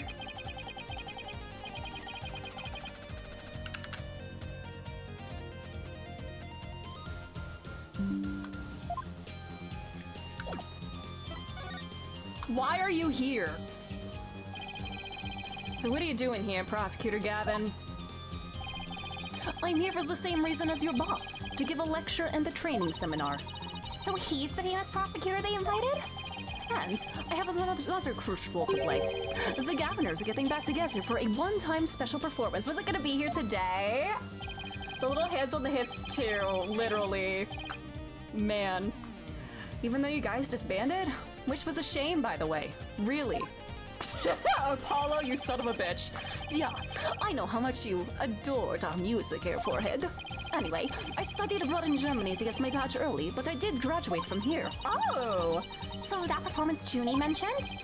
I see you've already heard about that. One student representative was selected to sing with us on stage. Look at him, slut! And the stage was supposed to look like this tomorrow. Oh, god damn it. It's Clavier, of course, because it's like purplish, I guess. God damn. We need Edgeworth in here. Come on. Oh god, stop. Not the fucking Gaviner's logo. Is that just meant to be the logo for all prosecutors now? Is he taking over the prosecution circuit like that? You graduated high school at 15. Yeah, if you went to law school right after. Jesus Christ. 2 big banners and a pair of wicked statues. This is just an illustration, but it's not half bad. Wicked statues? Wait, are these supposed to be you and Mr. Wright? Bingo, Fraulein. And they were so big, it's magnificent too. What a terrible waste. But the worst part of this whole thing is my long-awaited reunion with my mentor. Your mentor. Who's your mentor? Who's your mentor? Who's your mentor? Who's your mentor? Ah, no! God damn it! Stop! Stop edging me! And I mean that pun intended. Stop edging me, okay? Stop. He studied abroad for 2 years. Why is he more German than Franzi? Literally like a German weeb. Professor Court, she was the one who taught me how to think about the law. Does that mean you were originally in the judge course then? Or was she working the prosecutor course? So, Constance's course was your professor here at the academy. She may have taught the judge course, but she had a huge impact on me. She was fond of saying, the end is only justified through proper means. She wouldn't tolerate dishonesty and always revered what was right beyond all else. I can feel Prosecutor Gavin's sadness. Oh no, I think I'm gonna cry. Athena, are you tearing up? Well, I can't blame you. Prosecutor Gavin owes a lot to who he is to Professor Court. Exactly. So as you can see, we are both joined in purpose, so to speak, yeah? Now, let's rock this place hard. Huh? I don't follow. Let's rock what? The place hard, Apollo. Remember what's hard? You don't remember that, buddy? Because I sure do. Forget already, your forehead? I said I'd help you explain the mock trial. We're going to reprise it right here in the lecture hall. It might help us catch your killer. Oh my god, wait. Are Apollo and Clavier gonna do a mock trial together like this? Oh my god.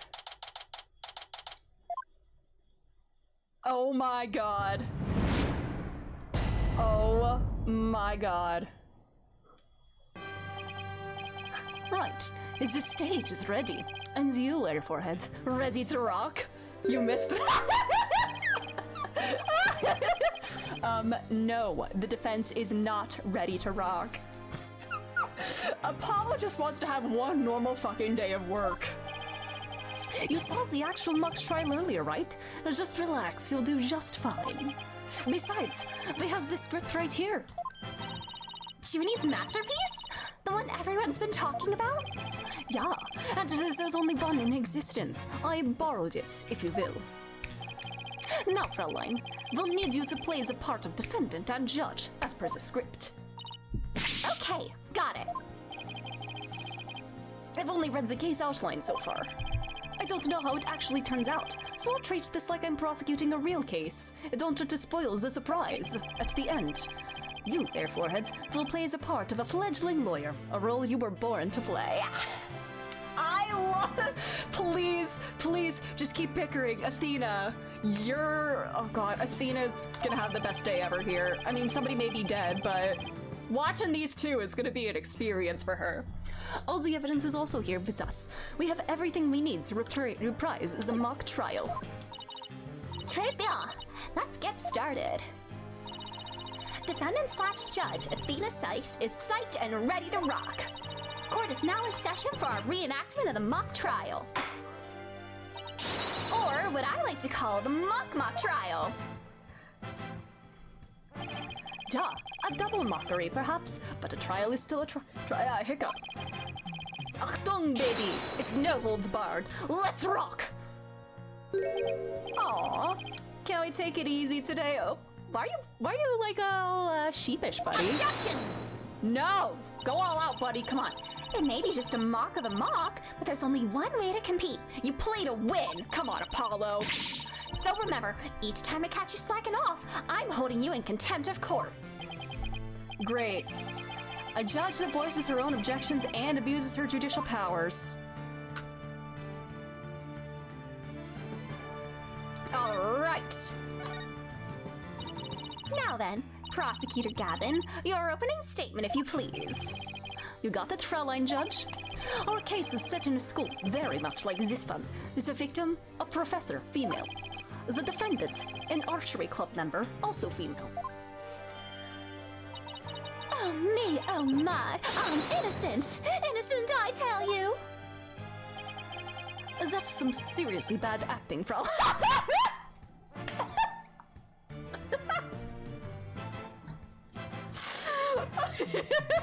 I love when he's a bitch. It's so funny. He's such a diva. Anyway, the victim's body was discovered in the middle of the squad. Oh, he's so sassy, I love it! Here's a shot of the crime scene. Ironically, it was Professor Court who posed as the corpse. Her forehead. How did the mock trial participants react to this photo?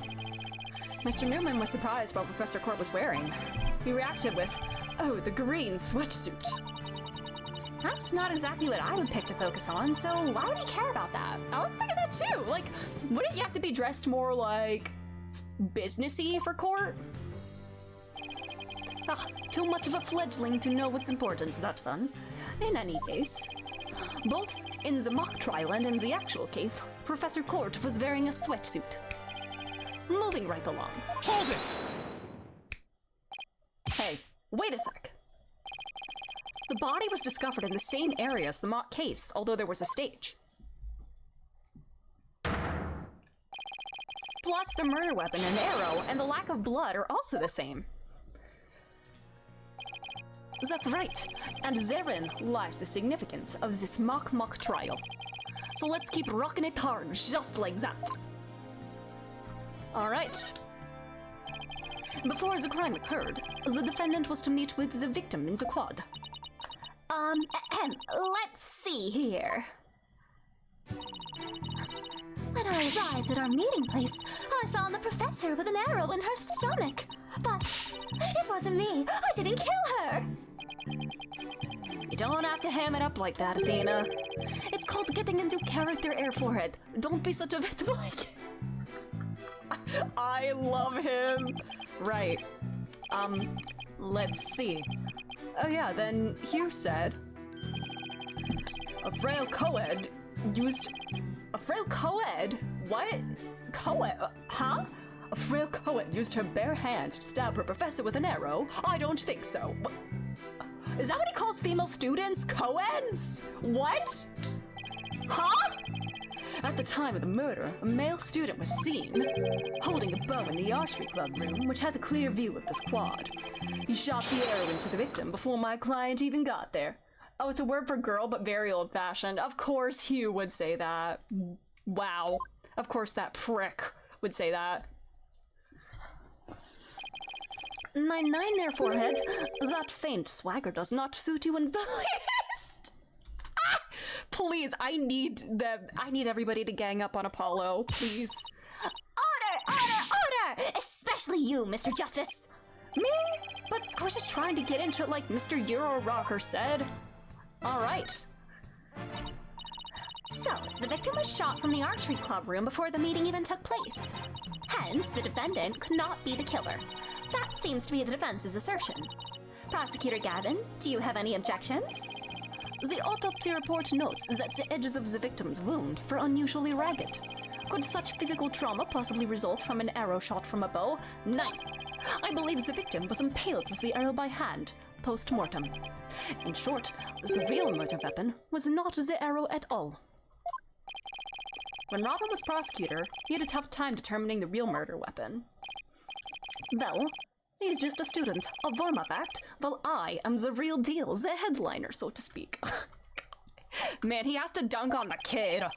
The true murder weapon was most likely the awl that was left in the art room. Is that in this case too? Clam is juiced! And all? What's that? I mean, And all, you say? What might that be? She has to be the dumb judge. It's a kind of tool used for poking holes in paper, wood, and other materials. It's kind of like an ice pick. I have a photo here if you're interested. gross. It's all bloody up to the handle. Please tell me it's just paint. Most likely, Fraulein. Pretty realistic, yeah? Let's pretend it's real blood for now. Have you ever seen them in the same room? We have not. The defendant's prints were lifted from the murder weapon. Furthermore, traces of the victim's blood were discovered in the art room. That's where I believe the murder actually took place. So the question now is, how did the body get from the art room to the stage? The murder took place in the third-floor art room, but the body was found in the quad. Yeeted out the window! The body was defenestrated! Must have been quite a chore moving the body all that way. Not at all. There's a maintenance area and storehouse right outside the art room, and a cart used to carry balls around was found there. Oh, I think I've seen one of these before, but that's a pretty big one. A jumbo, yeah? Big enough to fit a person. Or a body in it. Because a body is not a person. The defendant dropped the body from the art room window, then moved it with the cart. That is how a high school girl could easily move a body all by herself. You don't say! Objection! A body dropped from 3 stories up would show signs of massive blunt force trauma. Objection!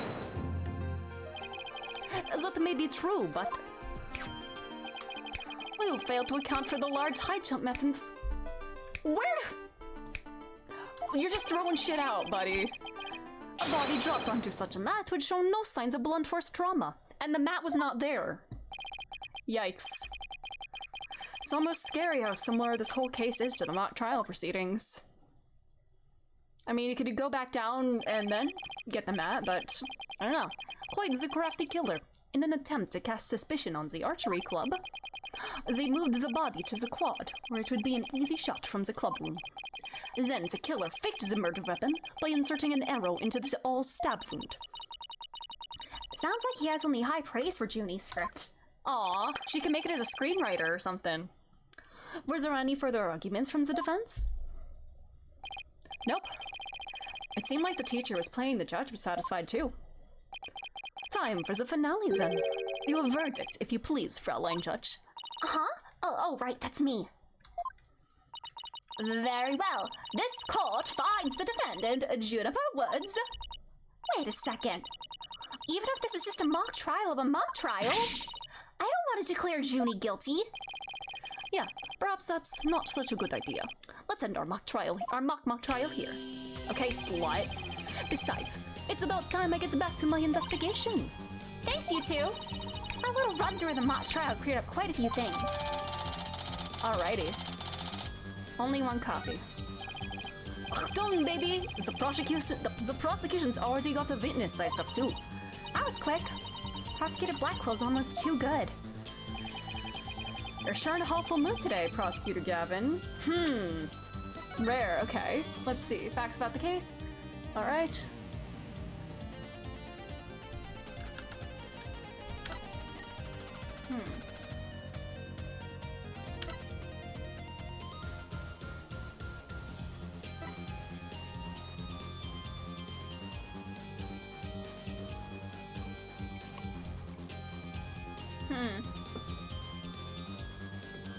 Victim's outfit will be a red one from the prosecutor course. Well, that's weird.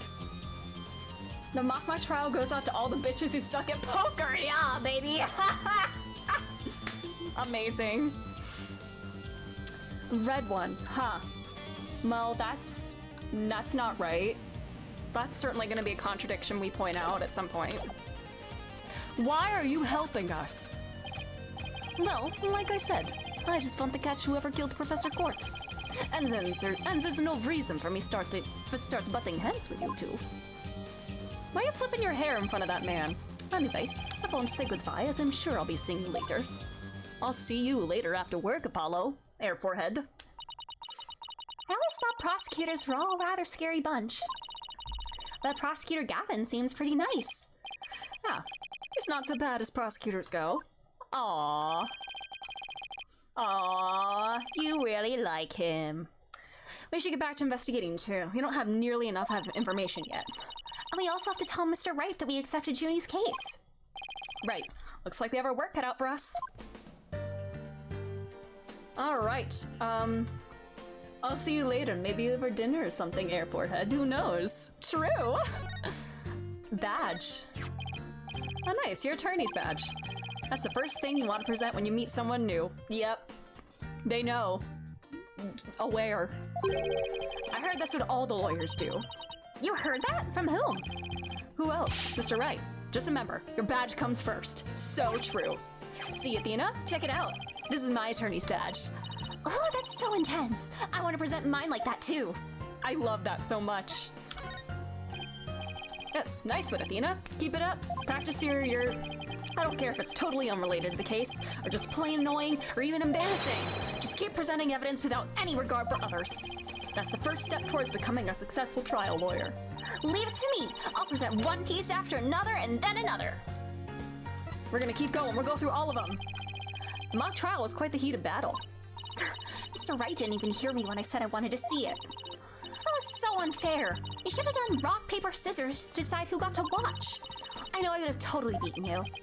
How could you know that? The game's totally random. Psychology, baby. No, I can tell your favorite scissors. I can tell you favorite scissors. I mean, the proof's sticking right out of your hand. Huh? What are you talking about? Like I said, it's right there on your head. One Piece mentioned? No way. We're gonna keep presenting evidence. A toward love triangle. Juniper sure is popular with the guys. Of course she is. She's pretty, plus she has such a sweet and caring personality. Ooh. I know what you're thinking. Why can't Athena be more like that? Right? No, he's thinking, oh. No. The thought never crossed my mind. Let's see. Panic. Sorrow. Yep, that's exactly what crossed his mind. Keep presenting even when it doesn't matter. Yep. Keep presenting. Yes! Alright, we presented everything. Yeah! Athena, you are sweet and caring. She is! You know what? Like, if Write Anything Agency is like a family, you know what? They gotta start building up that sibling banter. They gotta start doing that. Most prominent feature is, I think I said this before I even started playing this game, I somehow had the false impression that Apollo and Athena were siblings. I think I assumed that because they both have like Greek god names, and I believe the Apollo and Athena were actually siblings in mythology. But yeah, I think that's where it came from, and oh well. Most prominent feature of this case is how closely it resembles a script. Yeah, I did say that, yeah. Well, Apollo does have a secret sibling, just not her. It makes it a tough one because they have to have a firm understanding of them both. No sweat. We can reenact the mock trial as many times as we want by reading the script. I'll check it out in the court record and commit it to memory later. Good. I bet the script and the mock trial are going to be the centerpiece of the real trial. Make sure you know them inside and out. Yes, sir, Mr. Justice. Mr. Justice? Careful. I could get used to that. Apollo, any advice on how to investigate this case? Oh, start by interviewing people about the basic facts. Interview people, got it! Hey, you there! What can you tell me about the... Well, hold on, Athena. The trial's tomorrow, so try to limit it to people with some relation to the case. Okay, got it. Limit the interview pool. Right. You might also want to take it down a notch, otherwise you'll be dead by tomorrow. He wants me to calm down at a time like this? Junie's fate rests in my hands. I just have to win this one. Alrighty. Now where to? What happens if we go to the agency?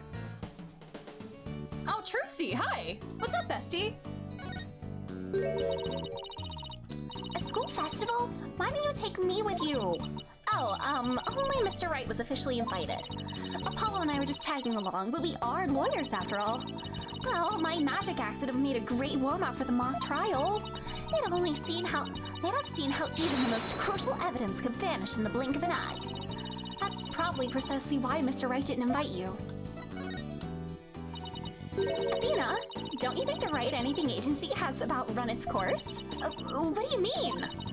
Isn't it obvious? It's time for the Write Anything Academy! And you, Athena, I want you to be the head of our psychology department. Oh, what other departments will we have? Well, I'll be the head of the magic department. And we'll have a Cords of Steel department and a bluffing department. But then, who'll be head of the toilet cleaning department? Do we rotate that? Also, badge. Hey, that's an attorney's badge. Promise me you won't make it disappear. Ah, what a mean thing to say. Do I look like someone who'd do something like that? No, I didn't mean it like that. Anyway, I hear they reissue badges that get lost, so... Hey, isn't that great? That means you have nothing to worry about. Yeah, but seriously, please don't make mine disappear. I wouldn't want to have to explain. Alright, bye-bye, Trucy. Alrighty.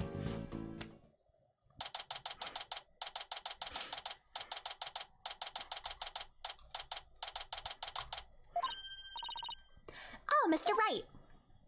Oh my god. I heard they arrested your friend, Juniper. Yeah, Detective Fulbright just took her in. I refuse to believe that one of our students is capable of murder. What if it was you, buddy?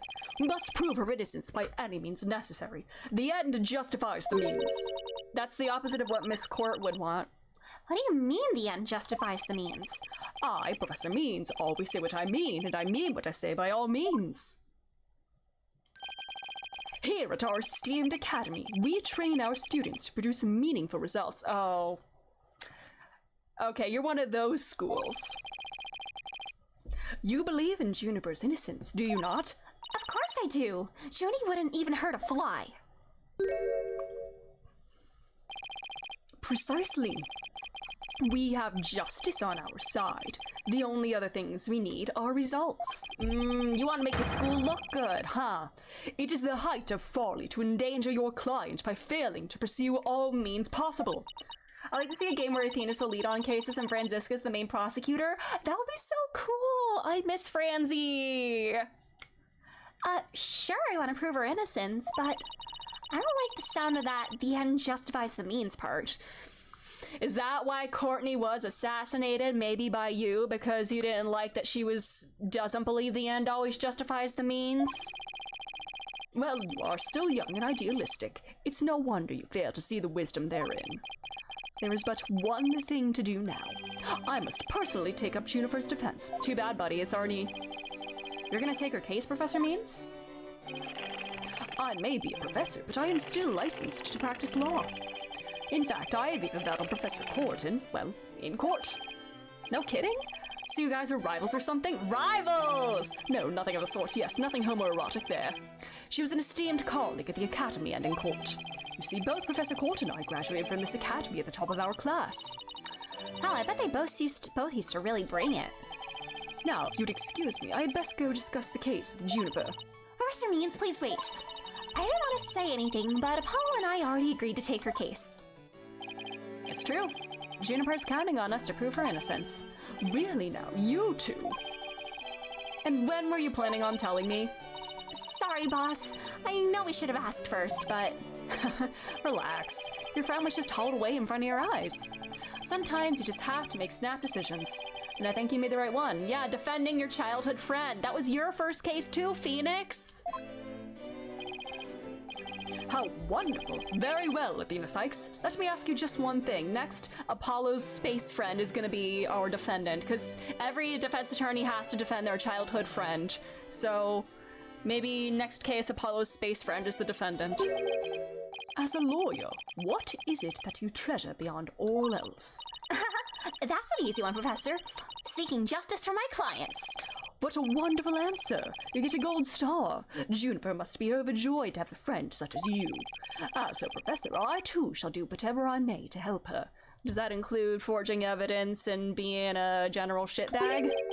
And if you decide to take the end justifies the means strategy, come see me at once. Let's hope it never comes to that. Now, if you will excuse me... Well, time's a wasting. I better start investigating, and fast. But first, how about I tell you everything I know so far? Yes, please. Oh, same dialogue, yeah, badge.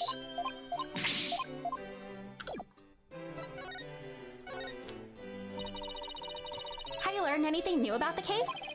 Actually, I ran into Prosecutor Gavin, and he told me something interesting.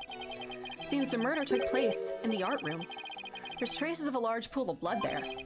So the police believe the body was moved from there to the stage. Yeah, no, Athena, the truth is most important. Exactly! Miles Edgeworth chose death for this! Come on! Phoenix, when are you gonna talk about them? Are you gonna tell them all about Edgeworth? I mean, I'm sure they know about him, considering he's, you know, the big guy. I'm glad Phoenix and Clavier are cool now. Oh, yeah. Yeah, at least it seems to be water under the bridge. And not Dusky Bridge, but yeah. Yeah, they had a very rough start. But it seems like everything's alright now. I want to know what happened with Clavier, like in the immediate aftermath of Trial 4 as well. I wish we got a little more insight into his relationship with Kristoff, honestly. Like, he's definitely, I mean, he's clearly a pawn in whatever schemes Kristoff was cooking up the entire time, not just 7 years ago, but even everything in between, maybe even before that case.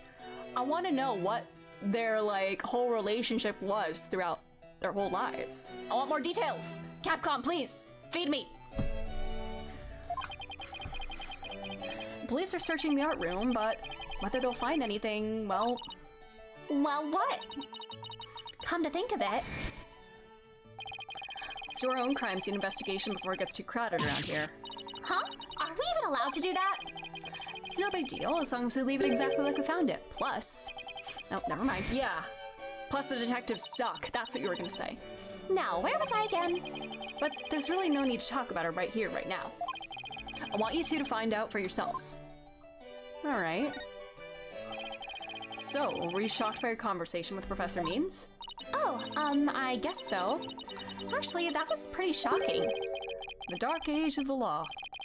I'm sure you've heard those words before. Sure, a number of times. Prosecutors file false charges and lawyers fight back by fabricating evidence. There's a lot of that going around these days. But the question is, how is it related to the case at hand? Training students to produce results. That is the school's policy.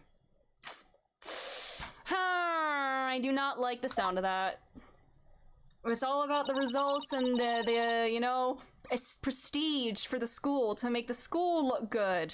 You know, it's like, I know schools sometimes teach students to do, they focus on like standardized tests because, you know, if we do well on standardized tests, we get more money and more prestige and everything, and that's the most important thing. More important than actually preparing our students for the real world. Well, that in and of itself isn't a bad thing. Right. As long as those results come by fair and honest means. Oh, but what was it that Professor Means said? The end justifies the means? I can't even prepare myself for the real world, yeah. To survive the dark age of the law, you must use any means necessary. Fabrication of evidence and false charges are unavoidable in the quest for results. That's what they're preaching here at Themis Legal Academy. Oh my god! But what'll happen to our legal system if results are all that matter anymore? Relax, it's just a rumor. I'd take it with a grain of salt if I were you. Oh, that's a relief. Let me go in there for a minute. Wait a second, what if Mr. Wright examined the victim's body for a reason? Oh my god. Sorry, my nose is itchy. Sometimes my nose itches during stream, I don't know why. Maybe he was worried someone might actually tamper with the evidence. I think that about wraps up what I know so far. The fact this case closely resembles Miss Wood's script is obviously important. Knowing that, you should probably try and identify what's the same and what's different. Okay, I'll try talking to as many people as I can on campus. My nose sometimes runs, it's hard to catch. Good one. Alright, everything? Alright. Let's see who's out here, actually, first. Is there anything here?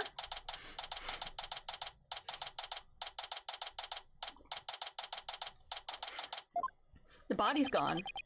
Well, the area was cordoned off. Yeah, the police are discussing something over there. Oh, I know. I'll just quietly sneak over for a listen. Here goes. Ah! Athena, watch for you!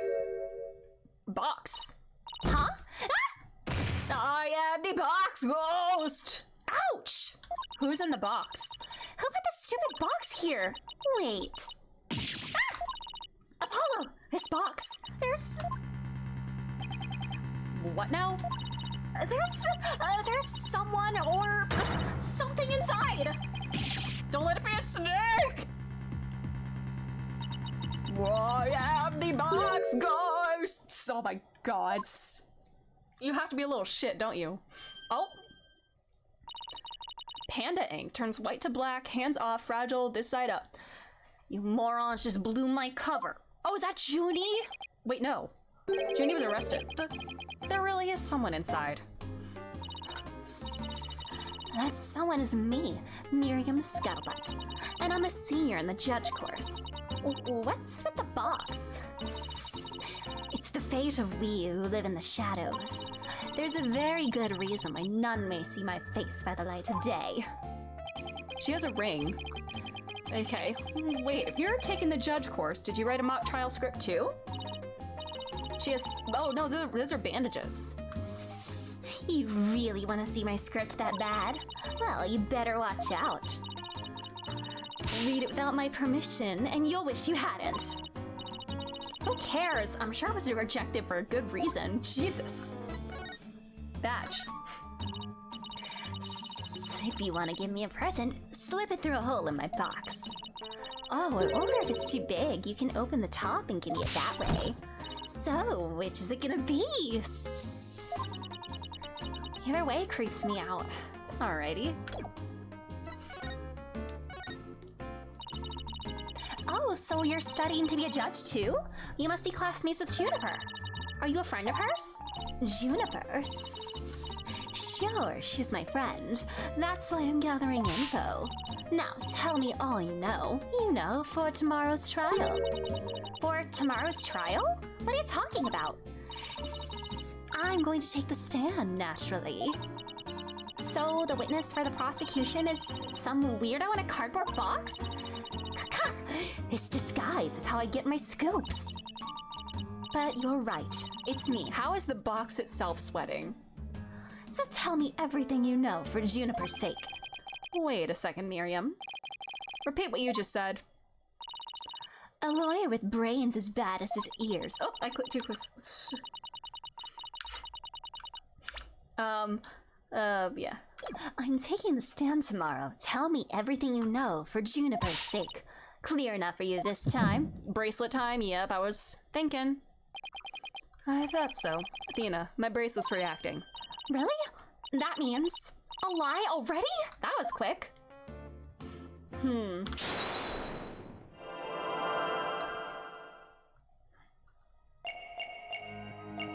For Juniper's sake.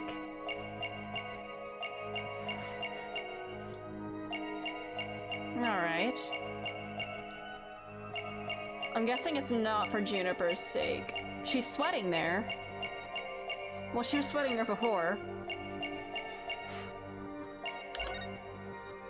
Gotcha!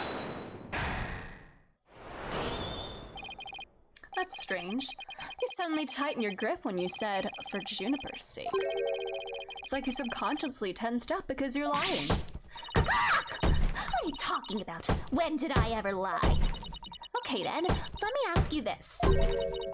Why were you selected as a witness? That's an easy one. I'm the editor-in-chief of the Themis Herald. So you approved that article? I know everything there is to know about campus, even the darkest of secrets. Editor-in-chief, huh? Pretty impressive. Yeah, well, it's a lonely one-woman operation. I do it all myself, from reporting to editing to publishing. Still impressed? Okay, so did you write the article? I'm a perfect storm of journalism because I bring it all to the table. And this is the evidence. Here. Oh.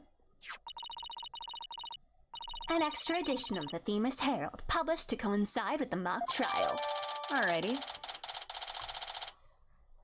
Alright. Oops, sorry. Oh, thanks, Miriam. You revealed who you truly are. Someone who's never had Junie's best interests in mind. Yep, you just want to scoop. You're like, what's his name from the previous one? What was his name? The spark brushel acid or something. Wait, I wanted to look at this. Objection! Glowy paint. Glowy paint. Glow-in-the-dark paint was supposed to be inside the costume. So, were you helping paint the costume, I'm gathering? Alrighty. I'll trust anyone in $7. Yeah, girly, you're hiding something. What? Are you questioning our friendship? Look, you may want answers, but no can do because what you're saying conflicts with this piece of evidence. Take that! That's the Famous Herald, the paper I published. What about it? Are you really that dense? This article is full of malicious lies about Junie. It's definitely not something a true friend of hers would write. Caca! You got it all wrong. Another staff member wrote that one. I don't think so, Miriam. You even said yourself just a moment ago. It's a one-woman operation. Or did you forget already? Caca! If you've just given me the info you have, stupid pawn, Juniper's just using you. So do you believe Juniper's like a snake in the grass? Now, I want the truth, Miriam. You hide in your box in order to collect gossip for your sleazy paper, isn't that right? You're not really friends with Juniper, are you? No, duh. She's the target of my scoops, and my readers demand dirt. Extra, extra, the dirty little secret of the squeaky clean student council president. Dirty little secret? All right, what are you planning to say in court, huh? I'm a witness to her part in the crime. I'm going to tell it all in a shocking expose. The end justifies the means. That's my brand of tell-all journalism. The end justifies the means? Wait a second. Brother. Don't come knocking when the boxes are rocking! Uh-oh. In this dark age of law, many of us embrace Professor Means' methods, even future judges. I've even adopted an end justifies the means brand of journalism, which includes tape recorders secretly hidden all over our campus. Secretly recording every last word without anyone being any the wiser. Doesn't she realize that's totally illegal? And one of them was at the scene of the crime, the art room. You put a tape recorder in the art room? What did it record? You wanna know? You really wanna know? Yes, please! That's so nice of you. I could really tell you now. The big scoop comes out in court tomorrow. You're so mean, Miriam. According to my evidence, a fatal fissure had opened between the three of them. Who, Junie? You and Robin? And what do you mean by fatal fissure? Juniper, Hugh, and Robin used to be the best of friends. Used to be? They still seem to get along fine to me. I did sense some discord, though. You don't know anything. Professor Means has his followers, and Professor Court had hers. Their influence is inescapable. Are you implying that one of them adheres to that extreme idea you and Professor Means have? But why would anyone follow that philosophy? How could you possibly understand? You're new around here. Miriam, wouldn't you feel better if you came out of the dark and into the light? I can see fine in here. You'll be the one seeing the light in court tomorrow. Then you'll realize how guilty Juniper Woods really is. We're gonna have to cross-examine her tomorrow, but I don't know where to start. Well, let's at least take care of whatever we can today. You're right. Let's see what else we can find out. All right, bye. Maintenance area. What's here? Kitty!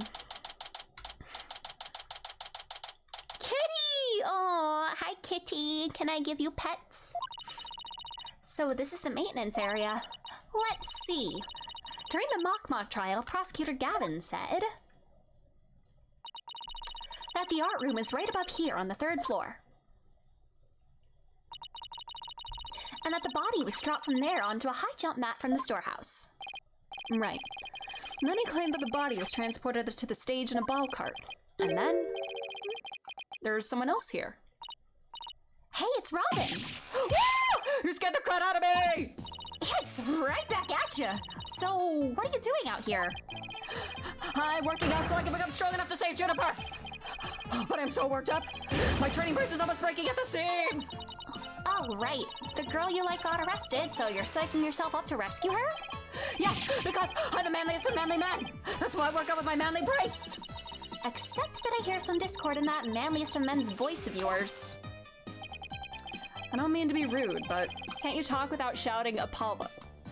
Come on, have some self-awareness, my friend. Sorry, I'll try not to shout so much. If at all possible, that is.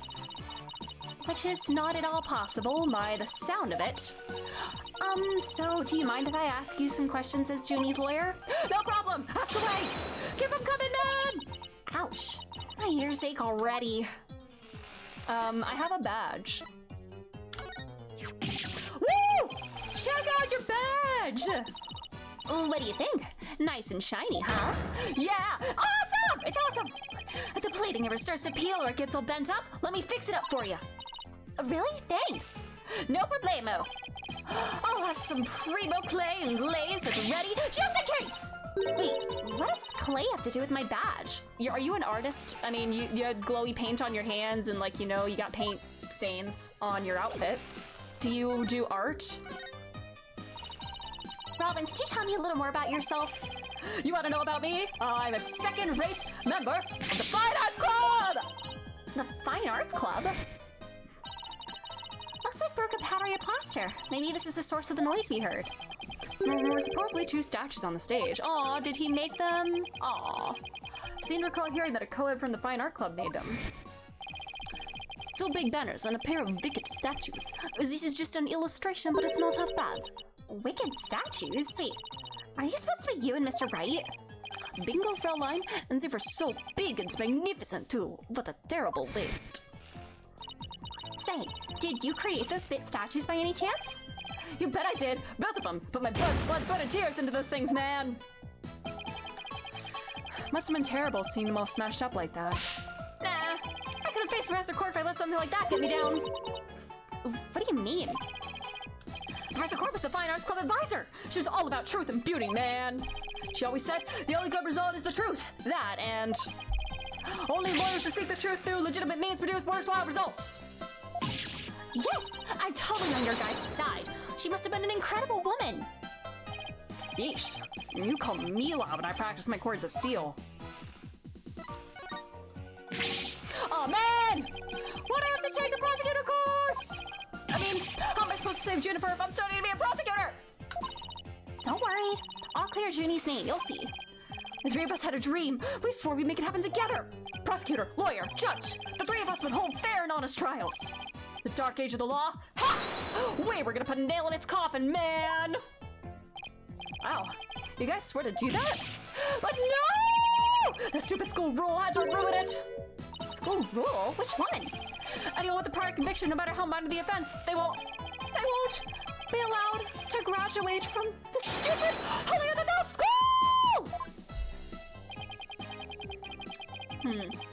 A tough legal academy with even tougher rules. Junie will never become a judge unless I can prove her innocence. And if I fail, the 3 of them will never realize their dream. No! It's like someone put pressure on my pressure. Alright, I guess I have to show you something. Show you my badge. Please respond. Whoa! Did you make that?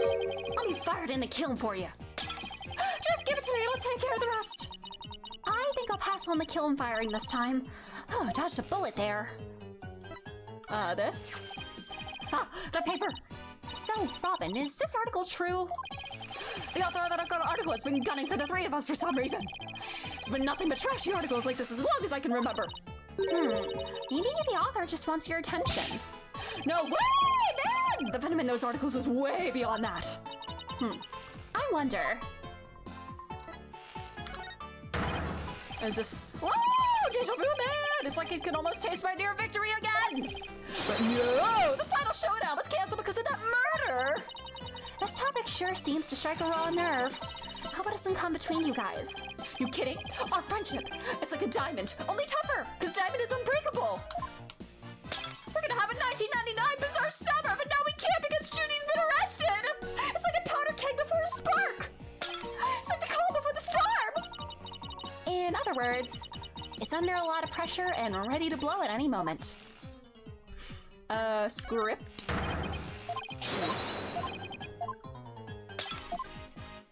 Okay. Do I need to do anything else here? Search the entire camp. Bombard Newman with questions. Well, we did that. Back in the lecture hall? Is the other guy gonna be here?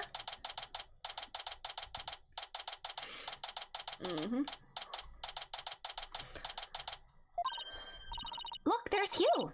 Hey, Hugh! Hey, it's you two. Do you want something?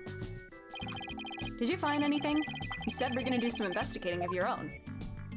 Nope, nothing yet. I'm afraid it's not looking very good for Juniper. You don't really think Juniper could have done something like this, do you? Only the author and the victim knew the contents of the script. Both the stage and the art room were in the exact same state as described therein. Nobody can mimic the crime like that unless they already read the script or wrote it. But look, Professor Means is better able to handle this than you two, so just leave it to him. there it is again. I'm picking up some discord in Hugh's voice. I have a badge. Your attorney's badge. Looks brand new. That just shows how inexperienced and useless you are. You're not even graduated, buddy. Well, when you get your badge, it'll be new and shiny too. You mouth breathers just don't get it, do you? Whoa. My badge will be a symbol of my genius, and the moment I get it, it'll be chipped, bent, and worn as if it's been through 1,000 courtroom battles. He's like some hipster doofus. I get it. This is your way of mocking my defeat. You like shoving people's shame in their faces, and that's your modus operandi. No, that wasn't my intention. Besides, you were never actually defeated. Oh, I suppose you're right. Or is this just a trick intended to provoke me? That wasn't my intention either. And what was your intention? I know. You're trying to toy with my emotions. Wow, this guy can't take being humbled, old country style. Alright, let's talk then. Hugh, would you mind telling me a little bit about yourself? Whatever. I'm 6'1", and under this uniform, I'm 100% lean muscle. God, he's a lot taller than Apollo, Jesus. My grades are outstanding, and I'm the ace of the archery club. Well, it only matters to be an ace attorney here, so like, sucks to be you. Needless to say, I never miss my mark. Oh, and I'm incredibly humble too. How can you even say that with a straight face? Those around me call me a genius, but I pay them no mind. When it comes to tests, I always get 100%, so I suppose it's only natural for them to say I'm a genius. But as I said before, I pay them no mind. I heard you the first time. But what about the mock trial? It sounded like you were about to lose to Robin. There is a very good reason for that. You see, right before the mock trial started, I saw the body. You saw the body? Right, and I was so distraught that I basically handed Robin a victory. Like the body of a court? Would you mind telling us a little more about that? Like the real body? Right before the mock trial, the campus was empty. Everyone was here in the lecture hall. Your attention, please. This is an announcement from the Mock Trial Committee. The mock trial will begin shortly. All students and faculty, please proceed at once to the lecture hall. Did you have to go pee or something, and that's why you were in the hallway? There's an announcement that everyone came in here. The only exceptions were the mock trial participants. Juniper, Robin, and I were in our personal dressing rooms next door. Wow, your own personal dressing rooms. That's total VIP treatment. Actually, they're for student-teacher meetings. They don't even have windows. The other two waited patiently in their rooms, but that's not my style. Oh, buddy. So I headed over to the archery range on the other side of the quad. I did some meditation while I waited. That's the best way to relax. And just before the mock trial was to start, I headed back toward the main building.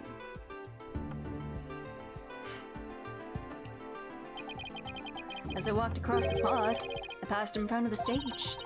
So that's when you saw the body? Why didn't you say anything? Did you assume it? Like, right. It was quite a shock. As much as I hate to admit it, my legs were shaking. I could have easily beaten Robin if I hadn't been for that. Wait, hold it right there.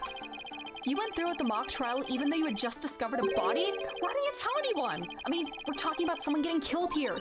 My victory is more important. Come on, you wouldn't understand, buddy. I think I know why. Was it because of this? Ah, where'd you get that?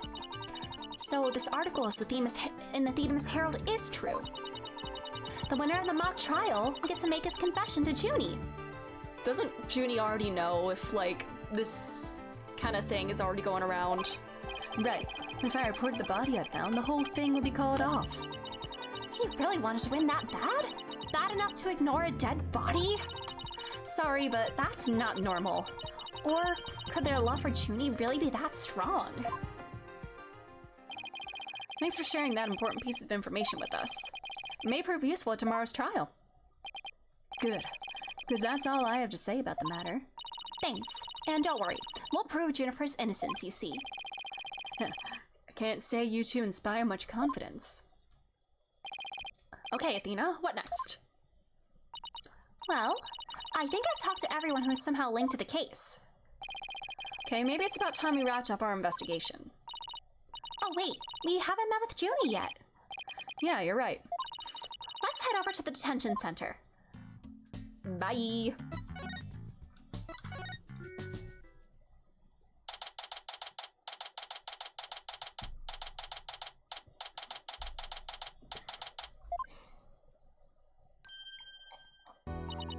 Hi, girly pop. Athena, thank you so much for coming. She called me Athena like she used to. Maybe she's finally letting her guard down. Look at my badge. Oh, it's the same thing as before.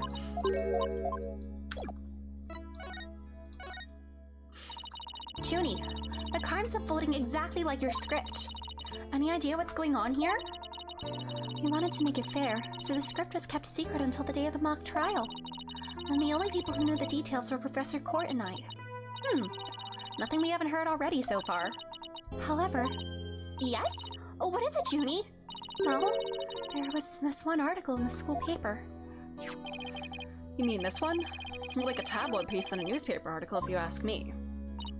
I've been worried that the trial would wreck the friendship between Robin, you, and me. She wants to stay friends, but both of the guys are hoping to take it to the next level. Oh, the passion of high school drama. Wish I could have experienced it. Oh my god, Athena. You did not. I avoided that kind of stuff when I was in high school, and I'm glad I did. And I know I shouldn't have, but I revised the script to favor the prosecution. But Professor Court noticed it immediately and changed it back. Ah, so if Robin had won, he wouldn't have been able to confess his love to Junie. That would have kept the trio's relationship the same. Never knew Junie could be so devious. Sorry. I guess my personal problems probably won't be of any help in court, huh? You never know. Help often comes from the most unexpected places. Thanks, Juniper. I was wondering about that awl you had on you when you were arrested. Detective Fulbright, we found this in the suspect's pocket. Why? There's blood on this. That's not the prop one, is it? That's evidence we made for the mock trial. A mock trial? Never heard of such a thing, but it sounds fishy to me. Real fishy. It was the murder weapon from the mock trial. Professor Court and I were prepping it in the art room until the day before the trial. I didn't even realize I still had it on me until I was arrested. Then we've nothing to worry about. There shouldn't be any way to link it to the crime. Still, That blood red color on the awl bothers me. Wasn't it just paint or something? I mean, I was looking at it from pretty far away, but... It probably was just paint, but that's what bothers me. It wasn't on the awl when we were prepping it yesterday. It wasn't? Then how and when did it get there? Well, before the mock trial began, I showed Thena and Mr. Wright to the waiting room. Then I went back to my dressing room to get the trial props we were going to use. That's when I found the art room key and the awl with what looked like blood on it. A key? And the awl? Professor Court normally has the art room key since she's the Fine Art Club's advisor. And since that key was there in the dressing room, I thought she was the one who had painted the awl to look like it had blood on it. After all, she always insisted that the props should be realistic, so... That awl suddenly shows up on the day of the trial with what looks like blood on it? I have a really bad feeling about this. Me too. But let's not jump the gun on this. You and Professor Court were busy preparing for the mock trial together yesterday, right? Was that the last time you saw her? Yes. I left school at around 6 p.m. Did you notice anything different about her? No, I didn't notice anything out of the ordinary. I'm gonna check her planner again, yeah. Meet with Hugh about that report. Yeah, needed to speak with Hugh for something. Alright. She looked and acted the same as always. I would have never guessed she'd end up like this. It looks like we're about out of time. Thank you for coming to see me. We'll do everything we can to prove your innocence tomorrow. I know. And I believe in you, Thena. Well, I should go now. Bye. Aww. Is she gonna be alright? She's like a shadow of the girl we met back at the academy. The Junie I knew was always like that, a little weak and sickly. But the fact that she has lifted her facade shows that she trusts us. Even still... What is it? Well, when Junie and her two friends were talking about their friendship, I sensed some discord in their hearts. Seriously? Yeah, but it was really faint. I might have been mistaken. There's no reason to doubt their friendship. Is there? Don't worry. Everything will be fine. Yes, I'm Apollo Justice and I'm fine. You're Athena Sykes and you're fine. You and Juniper are friends, right? You know that friend I mentioned to you earlier? Well, get this. Whenever something's troubling one of us, the other can just feel it. That's real friendship. Aw. I suppose you're right. Might as well forget about that and concentrate on the trial. Yep. Tomorrow's the big day. Let's sort out what we know so far. Okay. The victim, Professor Constance Court, was murdered in the art room on the third floor. Then her body was moved to the outdoor stage in the quad. Also, the location where we found the body was just as the mock trial script described. I wish those were the only similarities they shared. What do you mean? What I mean is the script in this case are exactly the same in almost every respect. So it follows that the actual trial may very well unfold just like the mock trial did. Oh no! The mock trial ended right before the prosecution was about to win! Uh-oh. Well, that's not gonna happen. This time, Junie will be declared not guilty.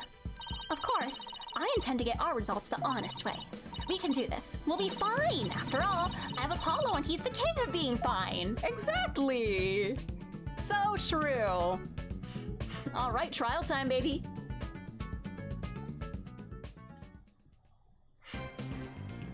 Let's do this.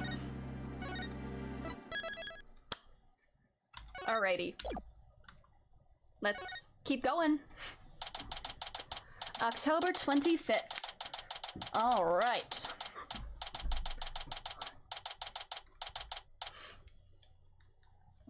May stretch real quick. Ugh, my butterflies have butterflies in their stomach. So, what's it like to have your very own case for the first time? My heart hasn't raced this fast since I ran that full marathon last year. Girlie is so athletic. If it keeps you up, you might as well get a lawyer. You might get a lawyer's high, you know, like a runner's high. Relax, everyone's nervous their first time. So my fears weren't unfounded. After all, today's prosecutor is so terribly brutal and willing to use any means necessary to win a conviction.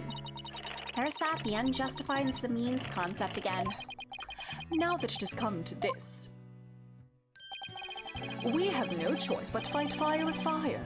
The end justifies the means. I wish he'd stop saying that. That's your method, Professor. That's your method, Professor. I'm gonna defend Juniper in my own way. Yeah, Simon would never, he would never use dirty tactics in a courtroom. What are you talking about? But Miss Sykes, just yesterday you told me, as a lawyer, what is it that you treasure beyond all else? That's an easy one, Professor. Seeking justice for my clients. But if this trial proceeds in the same manner as ends in the same way as the mock trial, then somebody else is going to die before a verdict happens. Would you not lose everything you worked so hard to gain? Well, I'll just have to make sure that doesn't happen then, won't I? My, but aren't you a stubborn one? Can we punch him? Well, I suppose you will have to learn of your own inefficiency the hard way. He's the only person who can't. He's under constant watch in prison. He's probably the least crooked. Okay, you have a fair point there. Forgive me, Professor Means, but can we just leave it at that? Yeah, like, he doesn't have an actual samurai sword there. Like, Franziska can have a whip. Godot can throw coffee mugs of, like, really hot coffee. Like, those are actual weapons. At least Blackwell was, like, legally barred from having a weapon, because normally prosecutors can bring weapons. Yeah, Professor, shut the fuck up! Oh dear, please forgive me. It's just, I wish to protect Juniper by any means I can. Wait, did I miss something? Yeah. Can we just leave it at that? I do too, but... Now, if you would excuse me... Ugh. Thanks to him, I'm feeling even more pressure than before. Don't let it get to you, Athena. Don't forget to keep smiling. A lawyer always smiles. I'll be fine. And I haven't forgotten what Mr. Wright said. The worst of times are when lawyers have to force their biggest smiles. The trial's about to begin. I'll show you to the courtroom if you please. Apollo, I'm counting on you to support Athena this time. Okay, Mr. Wright, leave it to me. That's right. I have Apollo to back me up. Junie's fate rests in my hands. I won't rest until she walks free. All right, let's go.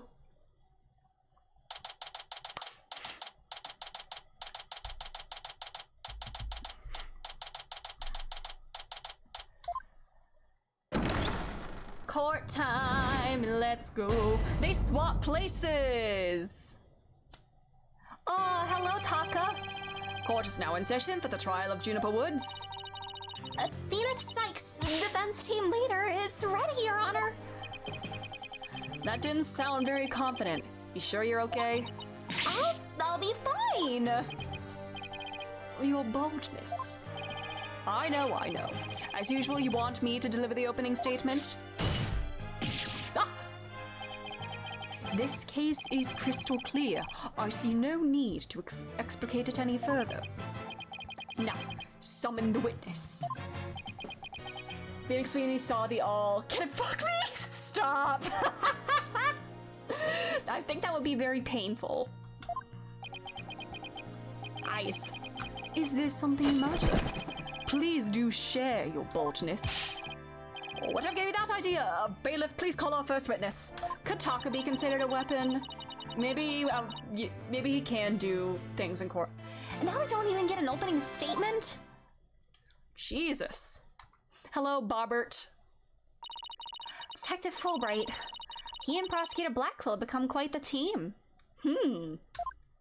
Bit fruity, even. Oh, right. The case brief. Leave it to me. Yes, let the detective in charge, everyone's favorite friend of justice, explain. Taka's a friend. He would never hurt anyone. He just flies near. And you know what? If you get scratched, that's on you for being in his way. What was that just now? It's like he and Blackwell are totally in sync. Once again, homoeroticism in the courtroom. Well, I don't think they're capable of mind melding if that's what you're thinking.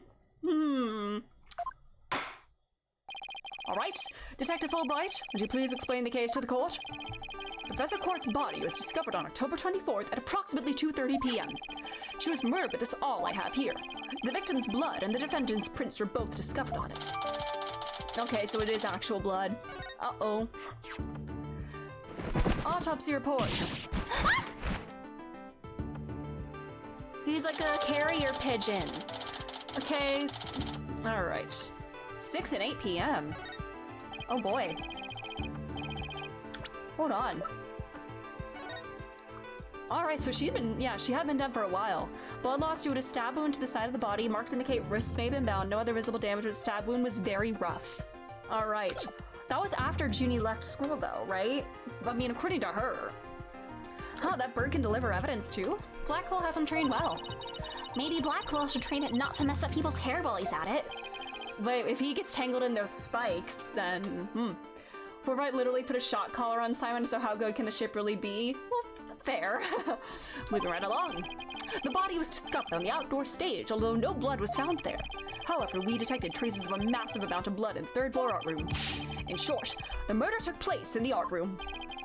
So then the body had been moved from the art room to the stage? Precisely. And there was one more piece of irrefutable evidence. A recording made by a tape recorder that a school paper reporter hid in the art room. It captured a female voice screaming, "You're a goner!" What's this? You have such a recording? Oh, brother. Must be from that tape recorder Miriam mentioned. But why is this the first we heard of a death threat at the moment of the murder? Shh! Silence, please. I would like to play the tape for you now. Oh my god, Rio! Hello! How are you doing? Thanks for being here. You're a goner. That's it. No other voices picked up. Very functional tape recorder. It is quite hard to hear. Hey, good, how are you doing? I'm doing pretty well. Ace Attorney is silly as usual, and I'm enjoying it a lot. It's great. But the voice does sound female. Alright. The noise and low volume of the voice have made voice print analysis all but impossible. And you haven't identified the voice as belonging to the defendant. Not so fast, after all, voice print analysis isn't everything. The victim was killed at night, then discovered in the afternoon the next day. The question is, when was the body moved? Oh, I know! It could have been moved in the middle of the night when no one was around. Sorry, but no. The campus was full of students that morning. However, no one reported seeing a body. That means the body was moved sometime before the mock trial when all the students and faculty were gathered in the lecture hall and the rest of the campus was empty. It was during this time Hugh O'Connor, one of the mock trial participants, found the body. So the prosecution has heard about Hugh seeing the body. Wait one moment. If all of the students and faculty were gathered in the lecture hall, then there wouldn't have been anyone who could have moved to the body. Ha ha ha! Have no fear, for there was always an exception. An exception? The 3 mock trial participants were standing by in individual dressing rooms. They were the only ones who had free access to the deserted campus before the mock trial. What? Then that would mean... What would that mean? Those 3 students were the only ones who could move the body. In justice we trust! I don't like where this is headed, Athena. Me neither. And by those 3, I mean... Hugh O'Connor, Robin Newman, and Juniper Woods. I knew it. Please, Detective Fulbright, don't say what I think you're about to say. In justice we trust. I take it everyone understands now. The voice believes me that the murderer was female. And of the 3 people who could move the body, just one is a girl. That leaves the defendant, Juniper Woods, as the only possibility. Ah, brother. Apollo's not slouching yet, though. That's a good sign. Okay, he's still fine. Impressive, he has you on the ropes even before any cross-examinations. You can at least pretend to be upset for me. A splendid job, Fulbright. That could not be any clearer. Feel free to anticipate a salary... Oh! Oh my god! A salary raise? Are you serious? The prosecutor raising a detective's salary? What is this? Evil, Edgeworth, and Gumshoe? Huh! Like, this is the most shocking thing I've seen in this case thus far! Yeah, what a kind soul he is. Aha! I don't do this for the money. It's all about justice. In justice we trust. Not only a half-wit, but a perennial stick in the mud you are. Yes, neither the carrot nor the stick works on Detective Fulbright. Can we give that to Gummy then? He did kill someone though. True. I hope we learn about, I want to know what case, I want to know about his trial. I want to know about his murder case. How'd that happen? Next witness. All right, her.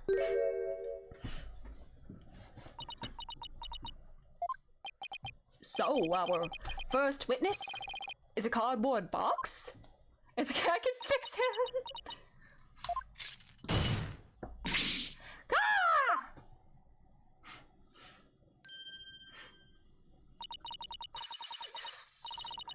Stealth mode deactivated.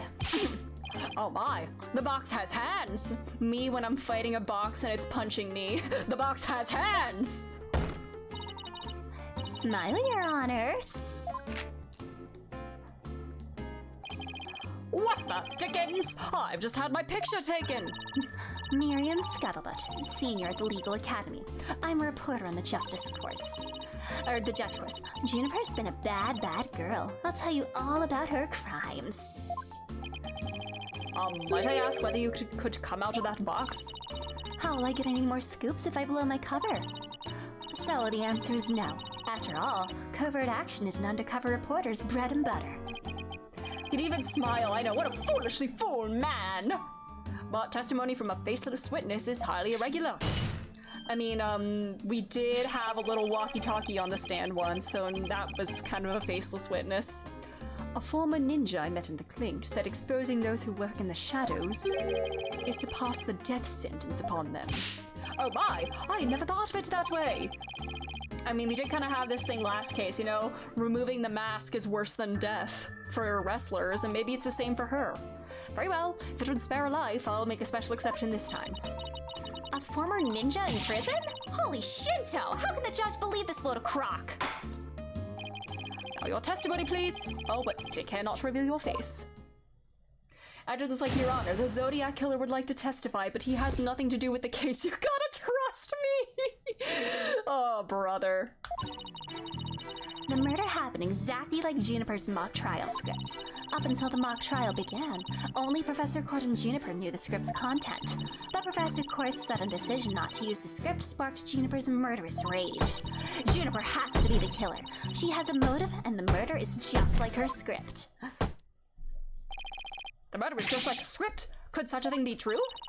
Compare her script with the murder case and crime scene photos. Then you'll see. Red suit. Red suit. This is so simple. Even an ape posing as a decrepit old judge could understand. Only the victim and the defendant were privy to the script. Ergo, the defendant is the killer. Furthermore, in the art room where the crime supposedly occurred, this witness's script, along with an envelope on which "use" was written, were found. This proves that the accused script had been rejected the day before the mock trial. She pressed the victim to use her script, an argument ensued, and then the fatal stabbing.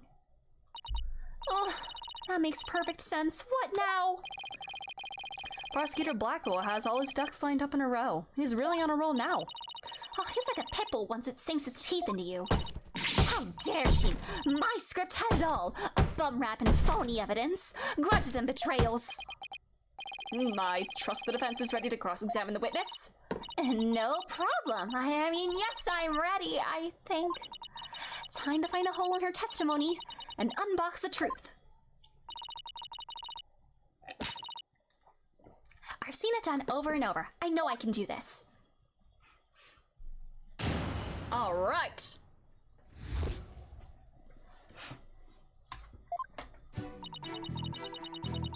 All right. Hold it! There must be places where the script and the case diverge. Ha! Don't sweat the details. That kind of stress will give you wrinkles. Objection! I'm not worried. My skin is as fair as... Objection! Indeed, you are quite fair. Fair. Desperate. I love the way that he laughs at his own jabs. Objection! What a loser. What did you just say? She has a good skincare routine. Black really turned that one around on you. Is this entertaining for you, Apollo? Oh, whose side are you on? Hurry up and think of a clever comeback! Oh, easy there, Athena. Now you listen to me. The two cases do indeed have their differences. For one, the stage hadn't yet been erected in the mock trial script. She was a yes-style influencer! And in the actual case, there were signs indicating the victim's wrists had been bound.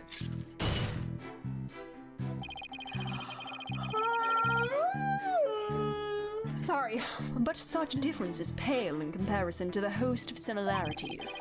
In any event, replicating the crime without knowledge of the script is an impossibility. Huh. Could this, the new script or the rejected one, could somebody have found that somewhere and staged it like that? Like, I don't know. Doggies are howling downstairs. Looks like I won't be passing this off as a coincidence. What a total burn.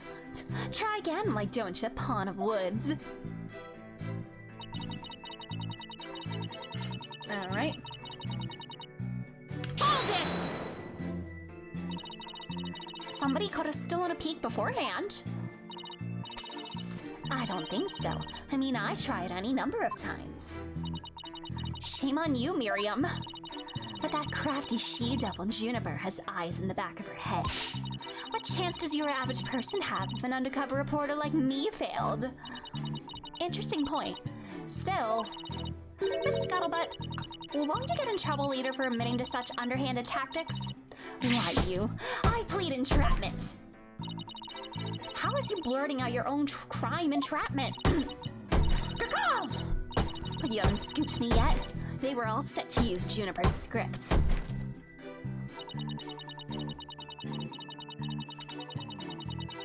Hold it! How do you know that Professor Court wasn't going to use her script? There in the art room where the heinous crime took place, an envelope marked Use and Miriam Scuttlebutt's script were found. Evidently, the script that was going to be used belonged to the girl in the box over there. It's only natural that my script would be accepted and hers rejected. I introduced all sorts of brand new concepts, including bribery and fake evidence. It was a cutting-edge script portraying a courtroom battle in the dark age of the law. Can't help but feel Professor Court went out of her way not to use it. But Juniper, she used some devious, underhanded tactics to get her script chosen. And that's why her script, and not my masterpiece, was used in the mock trial. How's that for an explanation?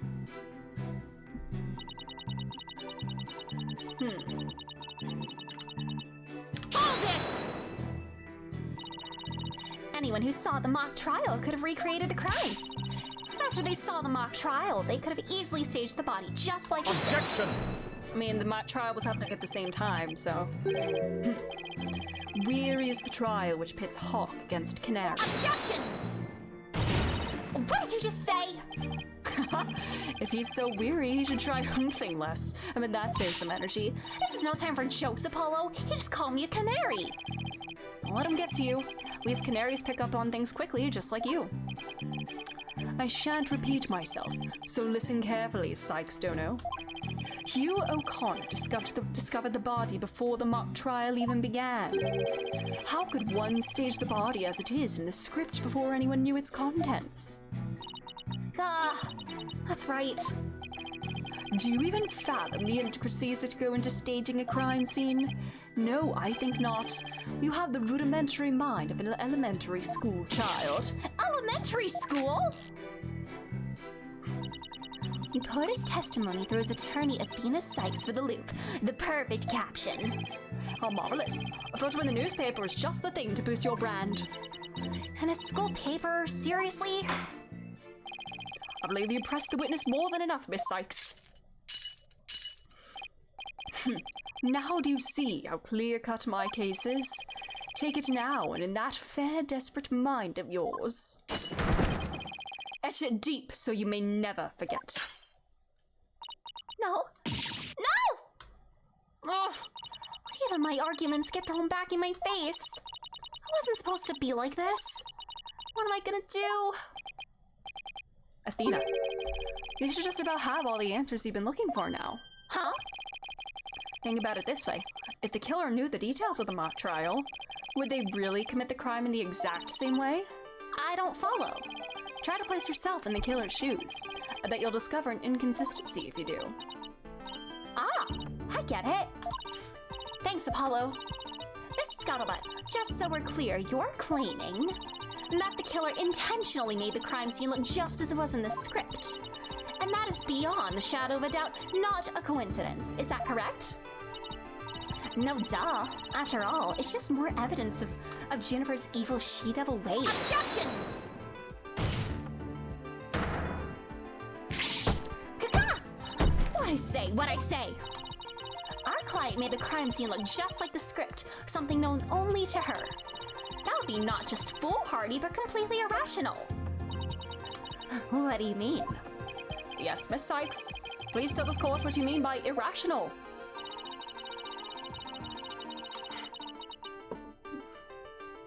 It would mean leaking the script. I'm gonna go with that. Oh, okay, that's not it. Goddamn. Intentionally making the crime scene look like the script would expose the secret script for all to see. So, Juniper is a ruthless she-devil. She'd easily do that and a lot more to achieve her evil designs. Does the defense care to offer a counter-argument? No, I'm good. Moving right along. Just one moment. In court, we have a special gift for intentionally evasive lawyers. God damn it. Would it be just make her the culprit then? There's something obviously wrong with this whole setup.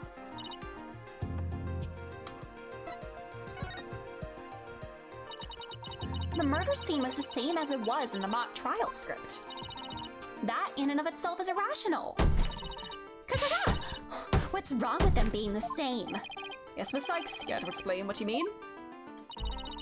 Okay, let's say for argument's sake that Miss Woods is the killer. If so, then what reason would she have to intentionally make the actual murder mimic her own script? That's easy. She was admitting that she was That's right. If she had really done that, it would have been like proclaiming to the world that she was the killer. So what we actually have here is evidence of someone trying to frame our client. Oh, uh-oh. The body was found the day of the mock trial. In short, the day the details were revealed. So it would be completely inconceivable for the murder to go exactly like the script. Don't let it go to your head just yet. Objection! It would seem Justice Stoner's comrade in arms has finally drawn her sword. However, the blade is dull and it shall remain so until you master its use. Enough with the stupid sword metaphors already. There's a perfectly good reason for the inconsistency of which you speak. Reason? What reason? Must I spell out everything? You are what people today call high maintenance. The accused had intended to stop the mock trial, and in that event, Nary's soul would have been the wiser to the similarities of the case and script. No, the mock trial was only stopped after the body was accidentally discovered. Objection! Our witness here had also discovered the body. In fact, she was led to our dearly departed professor by the accused herself. Oh, well, that's news. Miss Scuttlebutt saw the body too? Precisely. And with the discovery of the body, the mock trial ought to have been cancelled. Oh, wait. So you didn't call the police? Nope. I kept it a secret for my big scoop. You can't do that! Girl, what's wrong with these students? I made her pay long and hard penance for her sin. Did I not, my little box top? Compared to the work of a war correspondent, the sheer terror of that was... Did you torture a 17-year-old girl? Wonder what the Twisted Samurai did to her. Block off all the holes in her box. And spin her like a top while Detective Fulbright cackled in delight? That sounds more nauseating than scary. Enough jabbering. Witness, continue your testimony. Sure, Mr. Samurai. I'm ready to finish off that she-devil.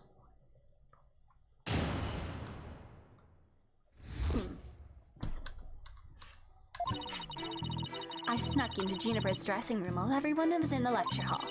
Juniper had changed into her stage costume. I asked her, "What are you doing?" When suddenly she fled into the hallway as if she wanted me to follow her. I followed her all the way to Professor Court's body. She led me right to it. I'm positive it was Juniper because she was wearing the costume that she had made. The laborer costume? Why did you withhold such key testimony? Ah! What's that supposed to mean? Athena, you haven't even started your cross-examination. I know, but her testimony points to her as being a potential suspect. Oh, well, I don't think Prosecutor Blackwell is... No, wait, I bet he's already thought of that. The witness left the lecture hall to sneak into Miss Wood's room right before the mock trial. That means she, too, could have moved the victim's body. Gah! The prosecution's claim no longer has any ground to stand on. Help! Scratch his chin. Now, no need to ruffle your own feathers so. When you squeak like a little brat, it agitates Taka. Do you want him to peck your eyes out? Oh, okay, there's our scratches. I'm sorry, this is really cute. He's so happy with the scratches! No, thanks. You listen here. The witness has a perfectly good alibi.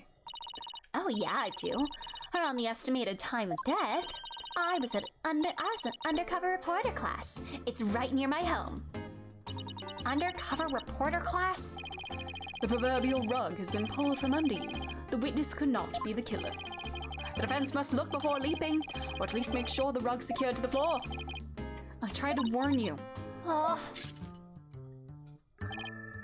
Well, there ends the cross-examination. Let's allow the witness to step down. Huh? No, wait a minute. The defense has no right to cross-examine the witness after that little spectacle. That's not how court works, buddy. Whatever a man is sowing, this he will also reap. Why can't he say you reap what you sow?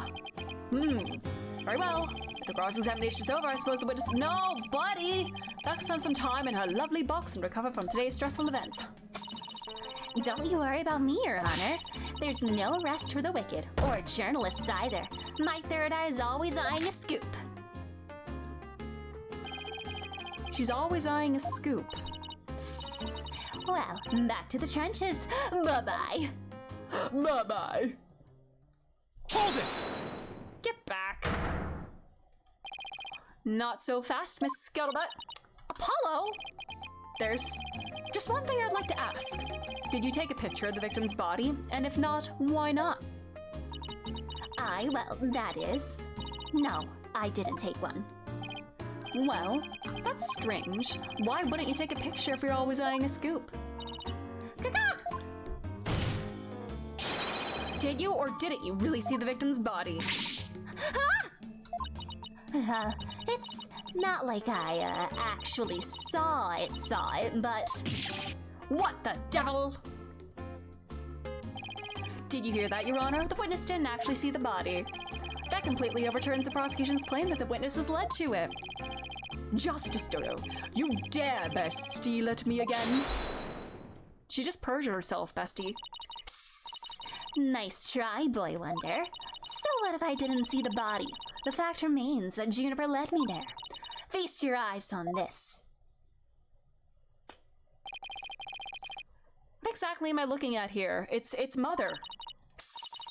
It's a crucial moment forever frozen in time by my third eye. A photo clearly showing Juniper Woods. Why did you not tell me of this? It's a shocking scoop I was saving for just the right moment. And that would be now, right here in court. Surprise! Ah! What'd I do? What'd I do? All journalists keep their scoops a secret until the right moment. She's pretty brave hiding it from Blackwell like that. Or pretty stupid. Oh, this is an unexpected turn. Athena?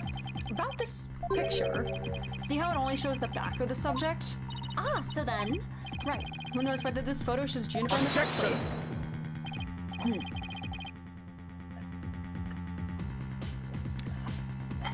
Sorry, I was just about to choke on some water. A completely irrelevant point. What is relevant here is there was someone who did try to lead the witness to the body. Take a gander at this, the route by which the accused escaped.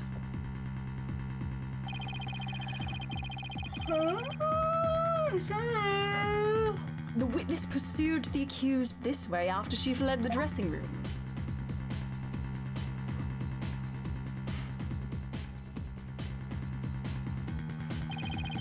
The accused descended to the first floor and exited to the quad. Then what, Cotton Cretin? Oh my god. Then I tripped and fell. Caught my knee on my own box. She stayed under her box even while running after someone? Sounds difficult.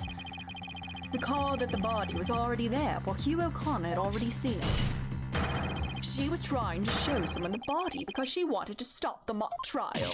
Huh? Hold it!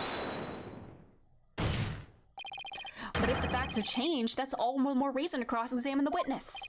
The defense has a point there. Very well. You may proceed with your cross-examination. It seems justice done to have saved your pretty little hide, missy. For now, at least. Guess I pulled that off somehow. Thanks, Apollo. You're a lifesaver. Incidentally, my compliments to the witness for her very fine box. It's primo cardboard, lovingly selected from among many. Oh. Tell another lie or hide another fact from me. And the box comes off. And I shall put it to the torch, oh my god. That's even worse. Please, anything but that. Literally gonna burn her alive. I think it'd be more eco-friendly to recycle it, but that's just me. Alright, Miss Sykes, you may cross-examine the witness.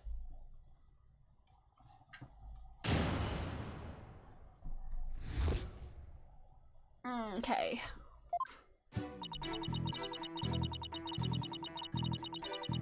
Hold on, I want to see.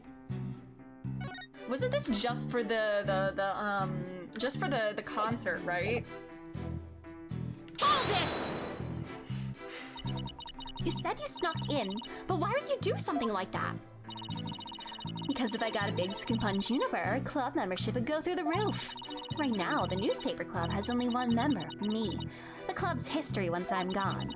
So, the Themis Herald's brand recognition is a matter of life and death. Her means may be questionable, but her motive is surprisingly sound. Extra, extra!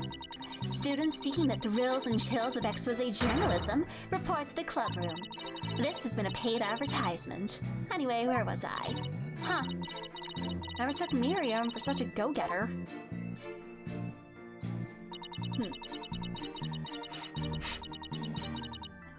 Hold it! Why would she change into that costume? The mock trial was about to begin. How should I know? But if you don't believe me, take a look at this photo. It looks incomplete. Like, wasn't there supposed to be, like, holes carved into it or something?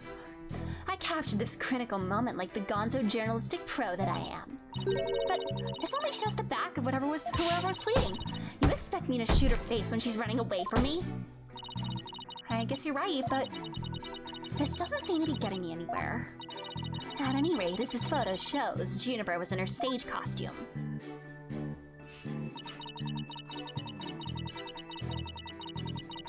Hold it! That doesn't mean you had to chase her. Psst. Call it a journalist's instinct. I see something fishy, I go after it.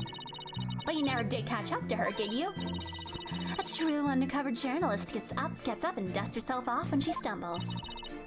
That reminds me, didn't you fall during your chase when you tripped on your box?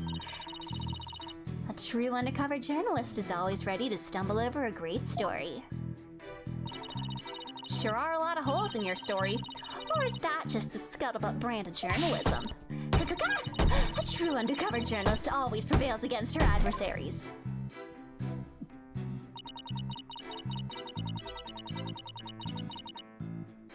Hold it! Well, what did our client have to gain from leading you there? The accused had employed a self-penned script as a manual for murder. Ergo, she had to stop the mock trial before the script's details became public. And that accounts for her desperate attempt to lead our carting cretin into the body. Objection! But as we all know, Miss Scuttlebutt didn't alert the authorities. And as a result, the mock trial begins as scheduled. Objection! The issue here is not whether it was in fact halted. The fact remains that the accused was trying to lead the witness to the body. Does that not show clear intent to halt the mock trial? Ugh!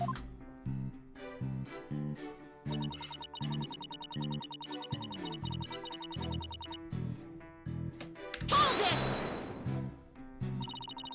You say it was our client because the figure you witnessed was wearing her costume. Isn't that a bit simplistic? A true journalist doesn't jump to conclusions, huh? It's only as simple as clear-cut as a good piece of journalism should be. Sure, it's simple, but I'd hardly call it clear-cut. That's why I chased her. She keeps saying it was Junie, but she didn't even see the body. Yeah, but Blackwell's assertion takes that into account. So even if I press her on never seeing the body, I won't be able to overturn this testimony. Well, whoever it was that was fleeing, Miriam never did see their face. So I'm wondering why she thought it was Juniper. Try thinking along that line and see what you come up with.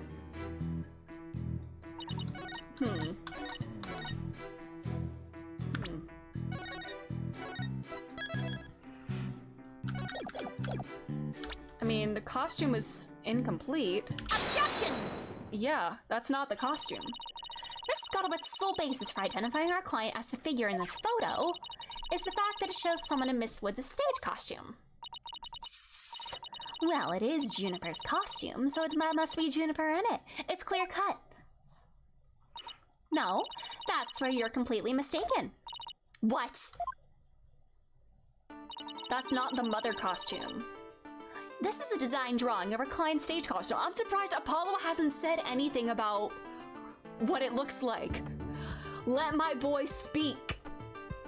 Yeah. Oh my, what a wonderful creation. The constellations are extraordinary. I'm glad you noticed, because those stars are precisely what's important here. In the drawing, there are constellations all over the outside of the costume. But there's not a single star on the costume in the photo. Oh, then that means what exactly? Although, was it glow in the dark? Make glow from inside. Glow through fabric. Oh, yeah. Your Honor, there were no other blue costumes at the scene, which leads me to believe that the figure in the photo was wearing our client's costume inside out.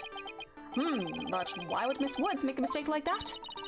Well, it's not really a matter of why, but rather who made the mistake in putting it on inside out.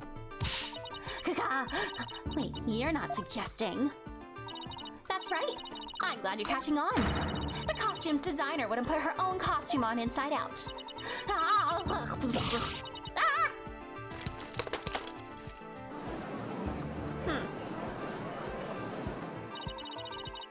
Sorry, Miss Scuttlebutt, but doesn't believing you had a scoop when you really didn't make you a failure as a reporter. Badger the witness, please.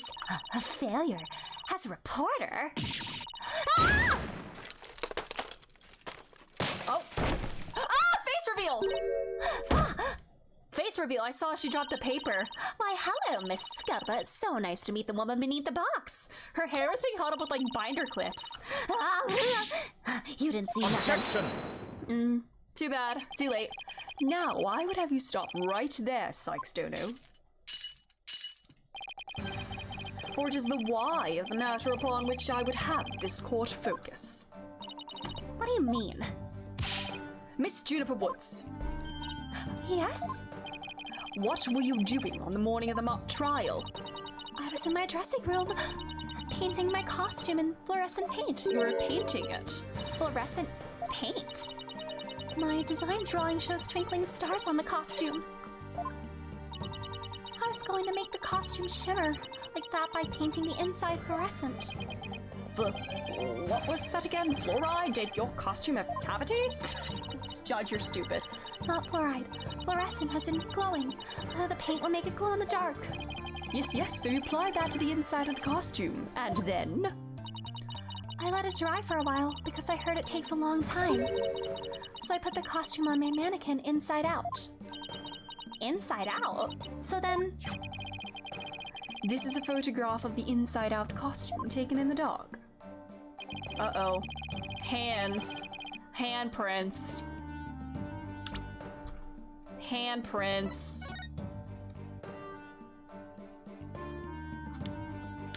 Uh-oh. As you can see, there was a heavy layer of paint over the entire inside surface. So did Robin see the body too, then? If someone were to properly don this costume in this state, the wet paint would get all over their body.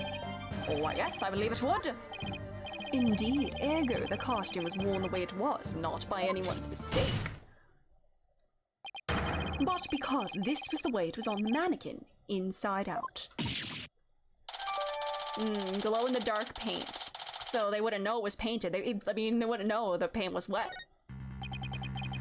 Figures he would have a photo. Did we just fall into his trap? Yeah, I bet Blackwell had it all planned out. Still, I think you should give this photo a nice long look. Oh, please tell me you found something that doesn't add up. Check out the chest area. Kinda looks like handprints to me. Hey, you're right. But you would know better than to touch it while the paint was still wet. Objection! I believe the term to describe your thought process is wishful thinking. Nah, bitch! We have another person here. If master painters make mistakes, why not rank amateurs such as the accused? How dare you? So basically, you're saying my claim requires evidence to back it up? Evidence, that shouldn't be a problem, right? After all, you've come this far. Just because I've come this far doesn't mean I've thought everything it through, though. What? We've just been bluffing. Well, what did you expect me to do? I'm sick of losing to this guy. But you're right. There's only one thing left to do at this point. And that's to present some evidence. Pronto. A showdown, is it? I gladly accept. The fluorescent paint must have stuck to the hands of whoever touched the costume. And that paint should glow in dark places. So I just need to carefully check every last piece of evidence. Take that! A school newspaper? Interesting. Take a look at the photo where the lights are dimmed and the spotlight is on Miss Woods. Uh-oh, caught! Caught! Observe Mr. Newman's hands in the photo as he stands at the prosecutor's bench. As you can see, it's glowing, just like Miss Wood's fluorescent paint. It is glowing. Quite brightly, I might add. But why would he put fluorescent paint on his hands for the mock trial, you may ask? The answer is he wouldn't. Not on purpose. It got there when he put the costume on. Oh, that means... what again? It means the figure photographed in the costume is not our client, Juniper Woods. It was her classmate, Robin Newman. What?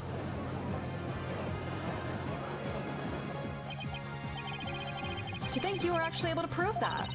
Well, you never know what's gonna happen next. That's the thrill of the courtroom.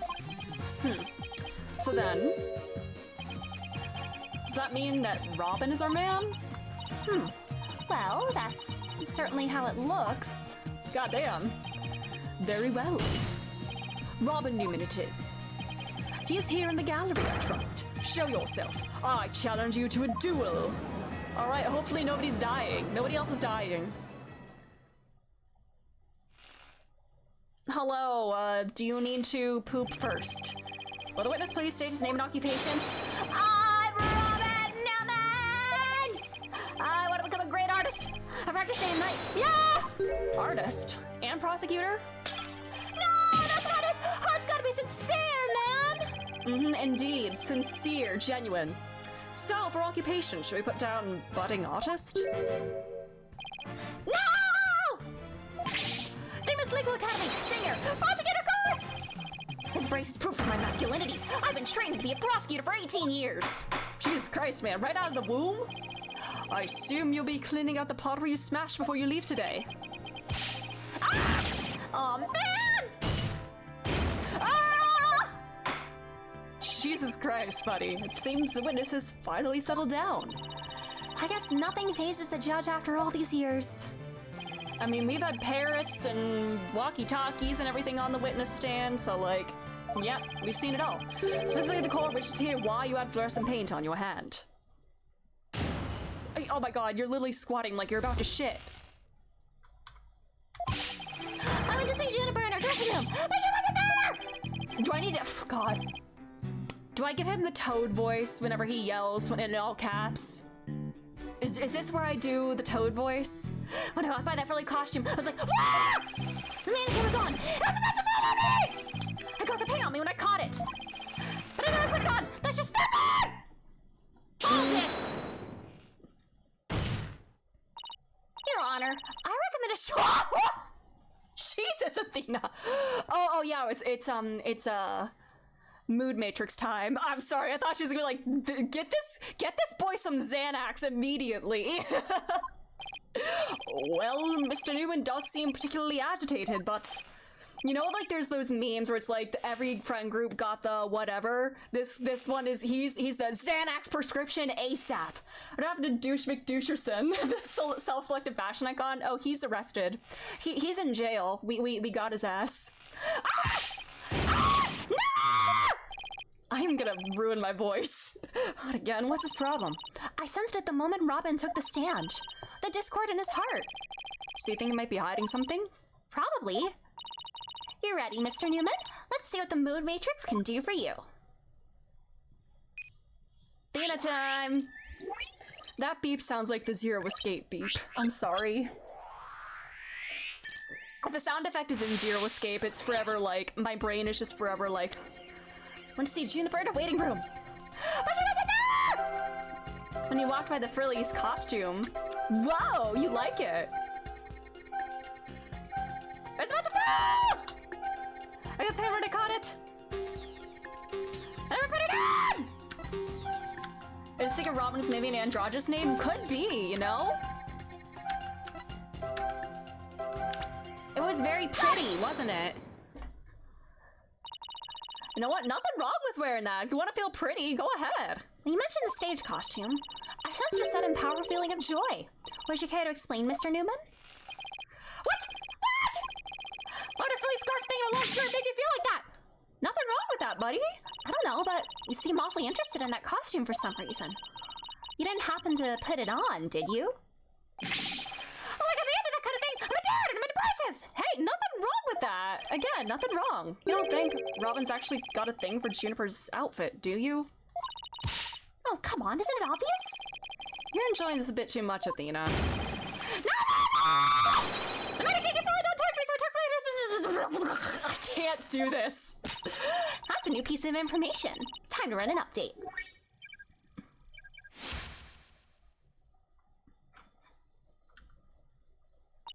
Just don't have myself. Even after that update, something just doesn't feel right here. Do I have anything that could prove his statement contradicts what really happened? I mean, if the whole thing fell on him, there would be paint on more than just his hands, right? I'm gonna go with the picture, yeah. Or this.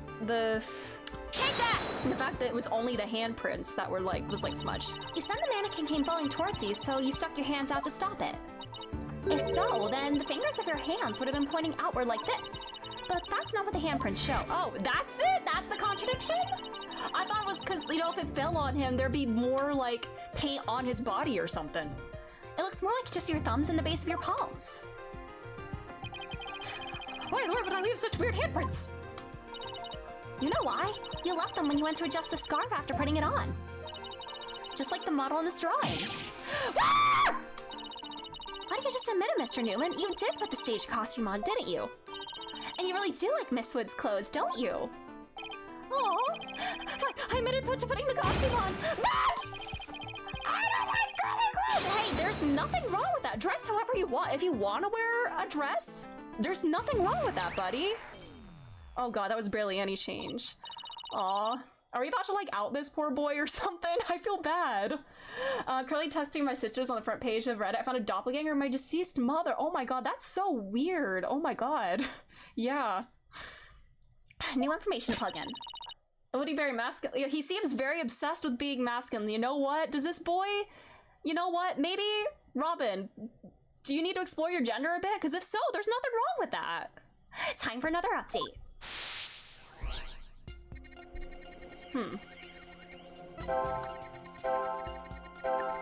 I was planning on a guy. He doesn't like being a guy? Oh no. Are we about to out him or out them maybe? Just I was like, whoa, I'm a guy, but I got all excited. There's nothing wrong with that. It's true, I did put on girly clothes, but it was strictly for artistic purposes. No.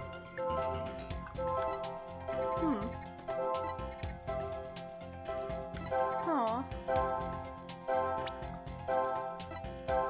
Got it! Aw. I feel bad now. Yeah, it's very manly to whatever you want. Yeah, or yeah, wear whatever you want. You're really starting to get on my nerves, man. Mr. Newman, you got excited when you put the costume on, but you also felt sad. Aw. Well, who cares if I felt sad? It's no big deal! Okay, Mr. Newman, out with it. Why did you feel sad? You're hiding something, aren't you?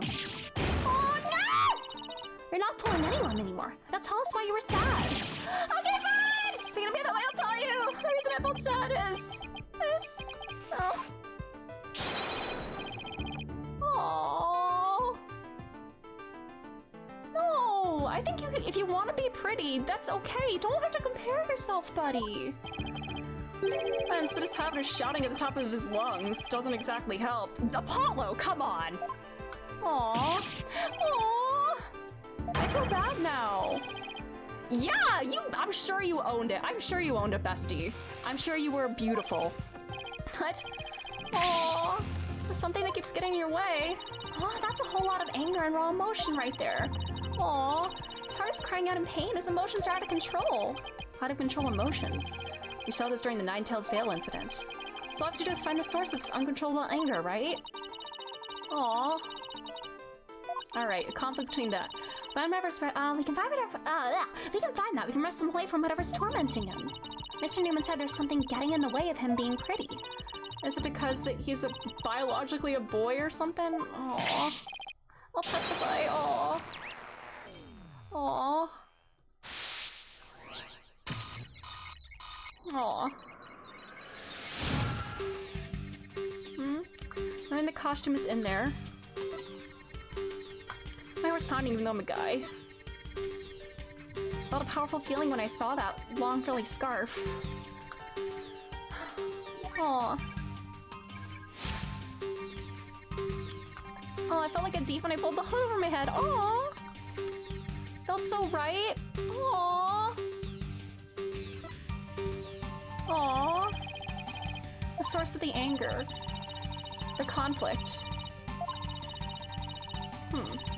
Aww. He knew the costume was there.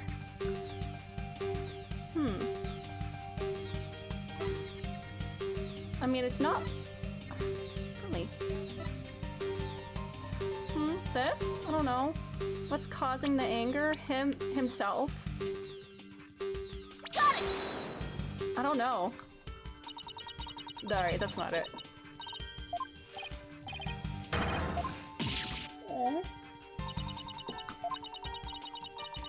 I'm trying to listen carefully, but while shouting, it's... I better finish this off quick before you rupture an eardrum. No worries. I'm gonna nail it next time.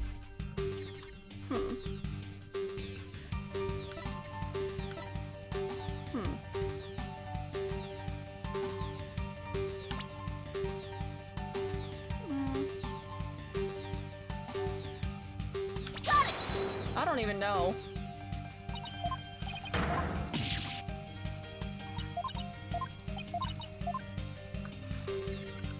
Is it... Hold on, wait. Maybe... Is it the brace? Got it! Why does he wear that to try to appear more masculine because he thinks he needs to? Aww. I feel really bad now. I feel a great deal of anger towards your brace. Is that what you feel is holding you back from being as pretty as you think you should be? Aww. What? Mr. Newman, the truth is, you really want to take that brace off, don't you? No, wait, man! This is symbol of masculinity! I can never take it off! Oh no! Honey, it's okay. Is it that you can't take off or you don't want to take it off? Should we be doing this in a public space like this? I don't know. I should have got my big mouth shut. This is really weird. He exhibits his intense anger towards his brace, which he calls a symbol of masculinity, but he can't take it off, not even when he's trying to look pretty. What could it be at the root of his complicated relationship with his brace? Gender dysphoria? I don't know. Oh.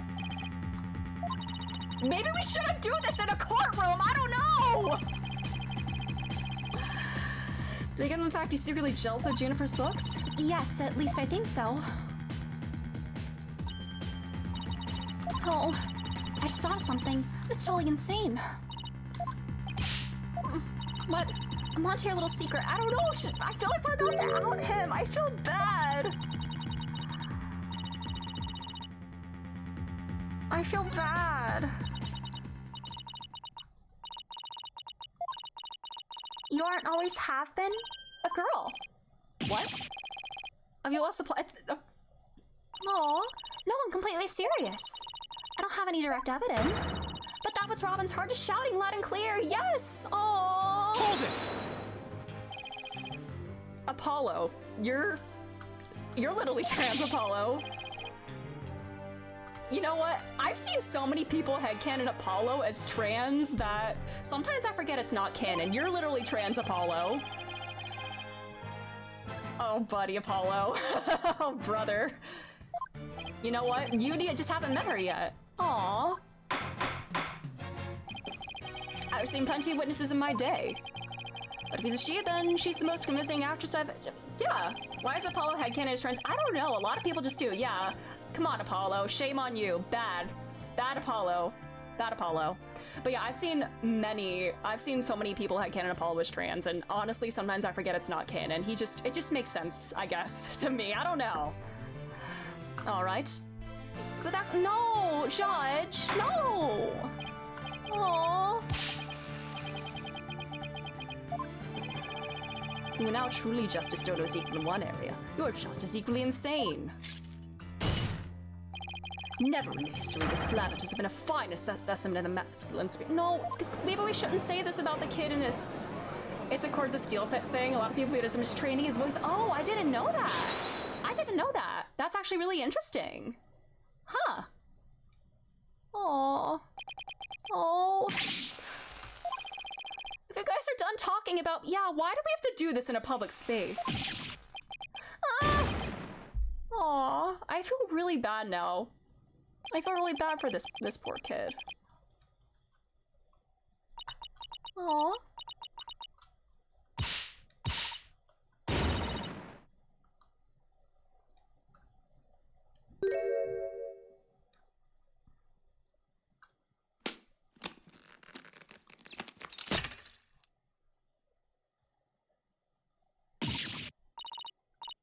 The brace, it's... Oh my god, she looks so much happier now. Miss Sykes, no.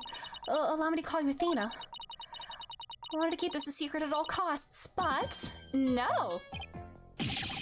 Okay, she seems a lot happier now. Yeah, she's not stressed. She's not about to shit herself anymore. Surely this must be some kind of... Okay, come on. Blackwell, don't be transphobic. Come on. No, it's for real. I'm a girl, body and soul. If you don't believe me, I'll give you... Oh, brother. Ah, they're both crushing her. She's in high school, though, so I doubt that. As if. What an amazing transformation. Well, all the Discord is gone. The image is now complete. Aww.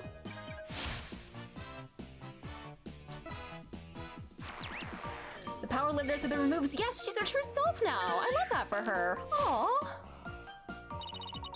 I was raised as a boy since I was little, and I studied law just as my parents wanted. But now, this living lie that had me pinned to the ground is...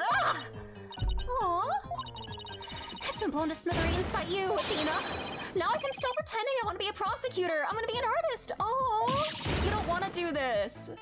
You know what? Live your best life, Robin. Go be you, bestie. Order! What a shocking development. It really did turn out to be a she. Aww. Oh, why is everyone looking at me like that? Aw, I feel like a movie star or something. But no paparazzi, please. I value my privacy. Okay, AY. No picture, you'll regret it, man. Am I just imagining things? So I'm even more hyper now than when she was a... She seems happy! She's her true self now! I don't know, maybe it's because she finally got her troubles off her chest. Literally. This is all well and good, but does he being a she actually change anything? The fact that the witness is actually a girl does change things, because there's now a piece of evidence that we must reevaluate. Very well, let's see what the defense has for us now. Alright. Oh,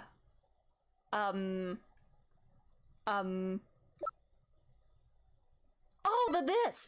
Take that! Oh, now we're blaming her for the murder? Oh, God. Oh, God, now we're suspecting her. God damn it. This is what I'd like the court to reconsider. Oh, the tape recorder, the one that recorded the threat, you're a goner. That's right.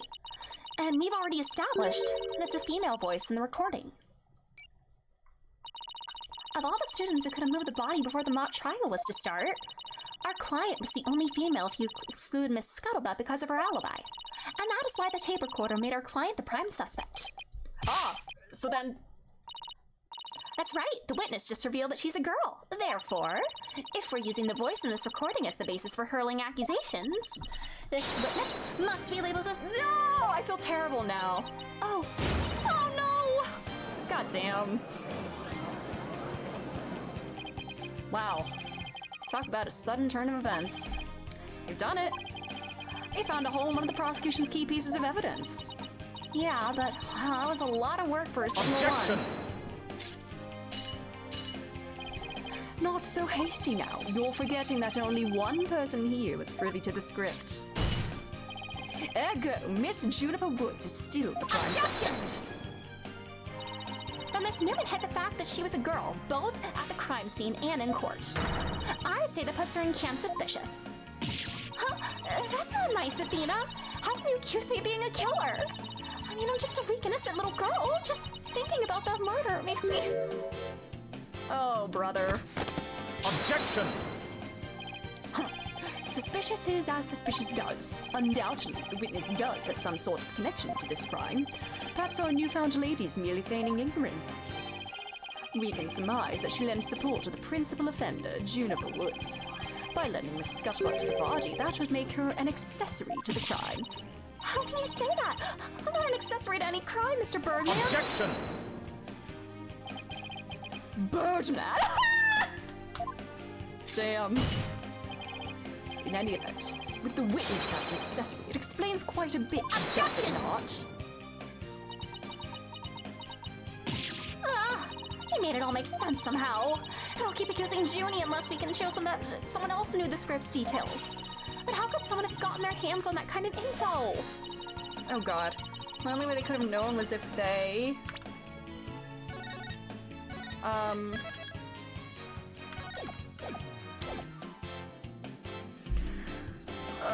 had wrote this... Shit.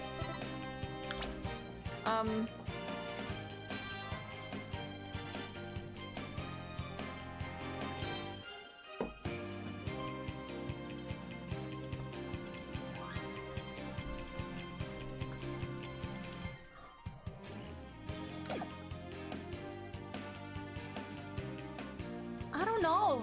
Could Junie have told Robin about what was in it or something? I don't know. Were the two of them conspiring to make you lose? You know what? I'm gonna...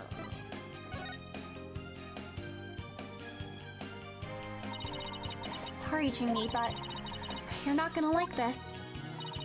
Our client may have leaked the script's details to someone. What the devil? And I know I shouldn't have, but I revised the script to favor the prosecution. But Professor Court noticed it immediately and changed it back. Oh. Miss Woods did not want Hero Connor to win the mock trial. That's why I believe she leaked the details to the witness, Robin Newman. I get it. If Robin won, he wouldn't be able to confess to Juniper. Right.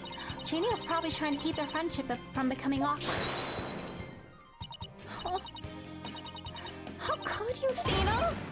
What a bunch of bull! What a bunch of bull! I don't know how to get this script from Juniper! Never! Objection!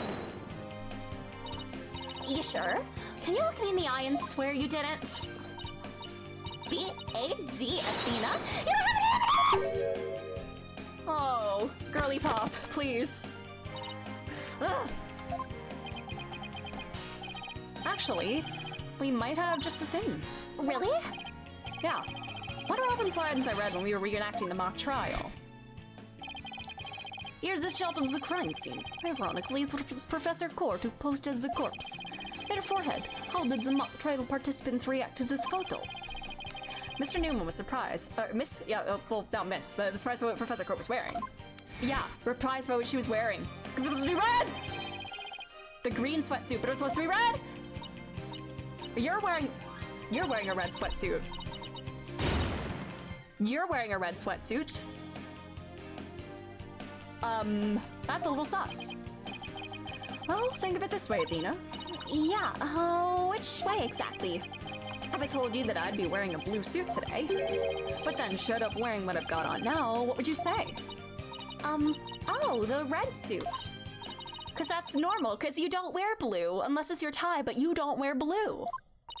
Your Honor, we have evidence proving that Miss Newman knew the contents of the script. That advance moves to present said evidence to the court. Very well, Miss Sykes, present away. The red sweatsuit. Would it be the thing itself? Or we don't have the crime scene photo. So it would be the... Do I have to point out the page? It was the last page, right? Red. Take that! The mock trial script.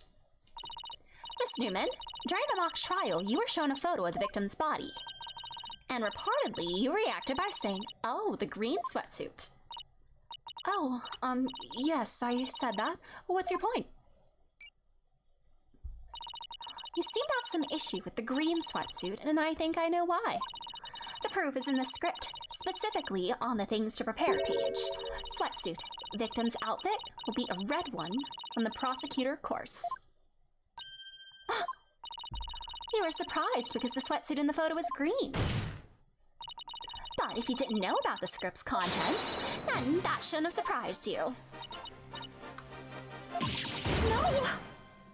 Uh-oh. Caught. I thought we were friends, Athena. How could I have been so blind? In light of her privileged knowledge, I move to declare Miss Newman a suspect, Your Honor. You what? I can't read that line normally. Every time I see you what, I hear it in the SpongeBob tone. You know, whatever the fish's name, you know, you what? If knowing the script details makes me a suspect, then there must be others besides me. I mean, someone else could have also seen Professor Court's note. Note? What note? The professor and Juniper were working together to prepare for the mock trial, but only one copy of the script was made to prevent it from being leaked. But that gets kind of inconvenient. Oh my god, Darcy, thanks so much for the follow. Thank you for following. Sponge just ruined all of our brains indeed. What do you mean, accuse Newman? I don't know, I feel bad. I think like SpongeBob's like 25th anniversary is like right around here. Hello Nabsy, how are you doing? Thanks for being here. That gets kind of inconvenient, right? You're not seriously going to suggest... but it's the truth. Professor Court did do exactly what you're thinking. She didn't write down any of the proceedings of the truth behind the case. You're doing good, glad to hear that. But she did write a note to herself about the props and details about the victims, B-O-D-Y. Is this really true, Miss Newman? If you don't believe me, send the police over to my house. Tell them to check the pictures on my camera. I thought it might give me an advantage. So I took a picture of the note. As we're looking at an Ace Attorney category, how do you do? I'm doing pretty well, yeah. Having a fun time with this game, yeah. I'm a big Ace Attorney fan. I've played the first trilogy and the Great Ace Attorney, and I plan on playing Investigations later this year. So yeah, having a great time. I'd say she's telling the truth. Wait a sec. I want to see, is there anything in here that's... Prepare for mock trial, final confirmation. Need to speak with Hugh O'Connor. Okay, it doesn't say anything about props in here, but in, you know, in the book. Wait. Big fan, you're a big fan as well? Oh my god, that's exciting. I love Ace Attorney. It's one of my favorite game series ever. If there's a note with details about the body, then that means there are others who could have made the murder look like our client's script. Yes, I believe you're right. Apparently, this case isn't as clear-cut as Prosecutor Blackwell was to have us believe. This new revelation blasts a big fat hole in the prosecution's case. Oh-ho! Objection! Still no silence. Bully for you, Missy, but don't think this spells victory. And why not? The battle is still young, and my blade is now fully drawn. Between it and my next witness, your life will be forfeit, so put away your wooden sword. And show me what you truly are capable of if you wish to live. You want it? Don't worry, I'm gonna bring it. Alright. Oh, we have you now. I already said I want nothing to do with this trial. How juvenile. It is not a matter of what you want, for you will cooperate, Hugh O'Connor. You finished the OG trilogy, Apollo Justice, Great Ace Attorney Chronicles, and then Investigations 1 and 2 recently. Oh my god, so you're like all caught up. That's awesome. I think the only other one is the Professor Layton spinoff. I would love to play that at some point, but I don't know if it was... I'll probably have to emulate it to play it, but that's so exciting. Yeah, I'm so glad they're localizing both, they're porting both Investigations games because, yeah. Two with fandoms are naturally getting whiplashed. Oh yeah, you did the Investigations with the fan translations with Sebastian de Best. Rip. The winner now. But yeah, the new names I'm sure we're gonna take some getting used to for people who've played the fan translation. Prosecutor Blackwell, why have you called this witness? Do you recall that the day before the mock trial, in short, the day of the murder, the accused testified that she left her home at around 6 p.m. Yes, my notes here do confirm that fact. Right. Our client wasn't at school at the estimated time of death, so she couldn't be— Objection! Yet, that was but a felicitous lie. Or am I mistaken, golden boy? Oh my god. No intention of saying anything more. Now, if you'll excuse me... Halt! I am not through with you yet. Seems the rogue prosecutor has it out for me. Okay, you're this teenage boy standing up to this murderer. Jesus. You and Eddie Fender. Yeah, Eddie Fender truly is a name. Leave, and we just might discuss you know what. No, wait. Huh. One little statement and Mr. Cool loses it? What's that all about? I changed my mind. I'll stay and testify. What do you have over these children? Blackwell, what the fuck? Are you sure, Mr. O'Connor? The word of a genius is as good as gold. Let's get on with this. Hugh O'Connor, your senior at Themis Legal Academy lawyer course. How's that? Just fine. Your testimony then, if you please. You're up against the top of the class now. I'd be careful if I were you. I know Junie would never lie like that. That pompous schoolboy won't know what hit him. Currently reading the Ace Attorney manga. Finished 5 Phoenix Wright ones, now going to 1 to 5 Edgeworth ones. Nice! I need to read the mangas at some point. I need all of the Ace Attorney content, please. I need more, please.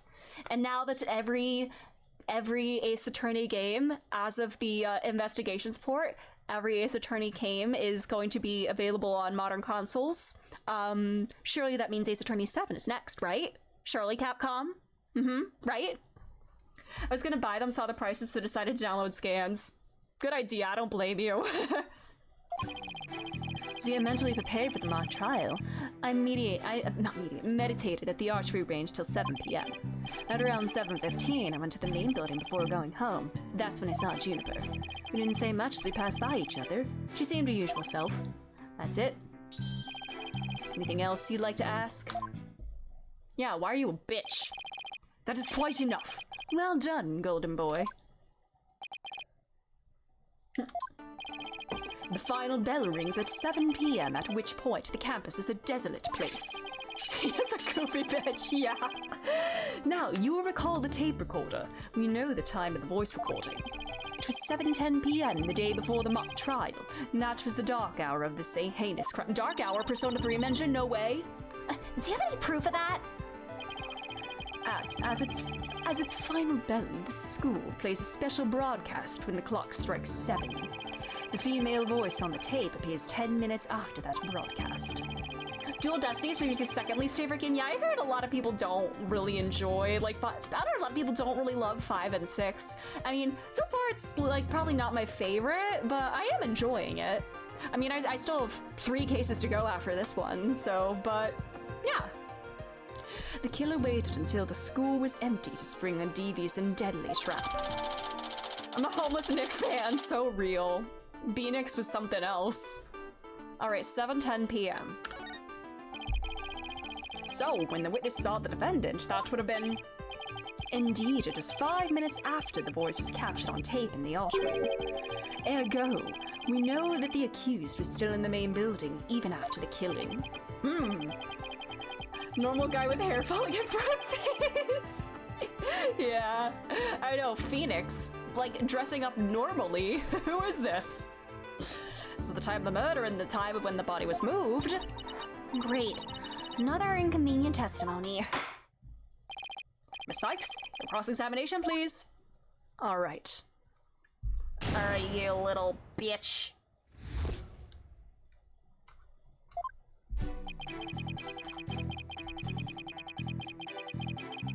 Why the archery range? So, do you meditate often? Don't tell me you're gonna start pestering me too. What's that supposed to mean? No need to play dumb with me. All the girls want to know about my private life. Oh my god, you're disgusting, man. What? Good lord. I will remind the defense this is a court of law, not a... Buddy. It seems Miss Fancy Pants' lawyer is smitten with... Buddy, I'm literally just cross-examining. Objection! Under the judge's beard is the gavel, you hear him. Objection! What do you mean? I'm just trying to establish the witnesses... If you must know, I never go a day without meditating. Satisfied now, stalker girl? Dude, that's it. You better take that. Whoa there, Tiger. Just take a deep breath and relax. I'll just continue my testimony now, if you don't mind. Oh, wait, which one? Only judge line you remember? What do you mean? Suck at you.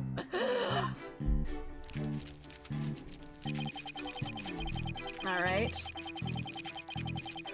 Hold it! How do you know it was, like, if it was, I don't know. It's October, so, like, it would be getting kind of dark at that time of day, right?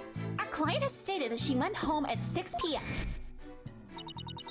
You and Professor Court were busy preparing for the mock trial together yesterday, right? Was that the last time you saw her? Yes, I left school around 6 p.m. Aw, Judy. No, wrong. I don't know what she was doing, but Juniper was definitely at school after 7 p.m. Dual Destinies is your favorite game, and it's not because I have a crush on Simon. Totally real. I like the story and Simon. Valid. But I suppose neither side can prove one way or the other. I think my favorite is still Great Ace Attorney 2. I mean, the Great Ace Attorney Chronicles are, I mean, they're like inseparable. I know it's 2 games, but they're one complete story. But, you know, the second one has like all of the peak. But yeah, the Great Ace Attorney is definitely my favorite in the series, and I don't know if that's gonna change. We'll see how Investigations compares, but yeah. Ugh. I truly think the music of the Great Ace Attorney is a big part of that as well, because I love music. One game with 8 almost perfect cases. Oh yeah. But if... Yeah, the first 2 cases don't exist. but if Junie was there, that means she's lying. Truth be told, I only saw her for the briefest of moments.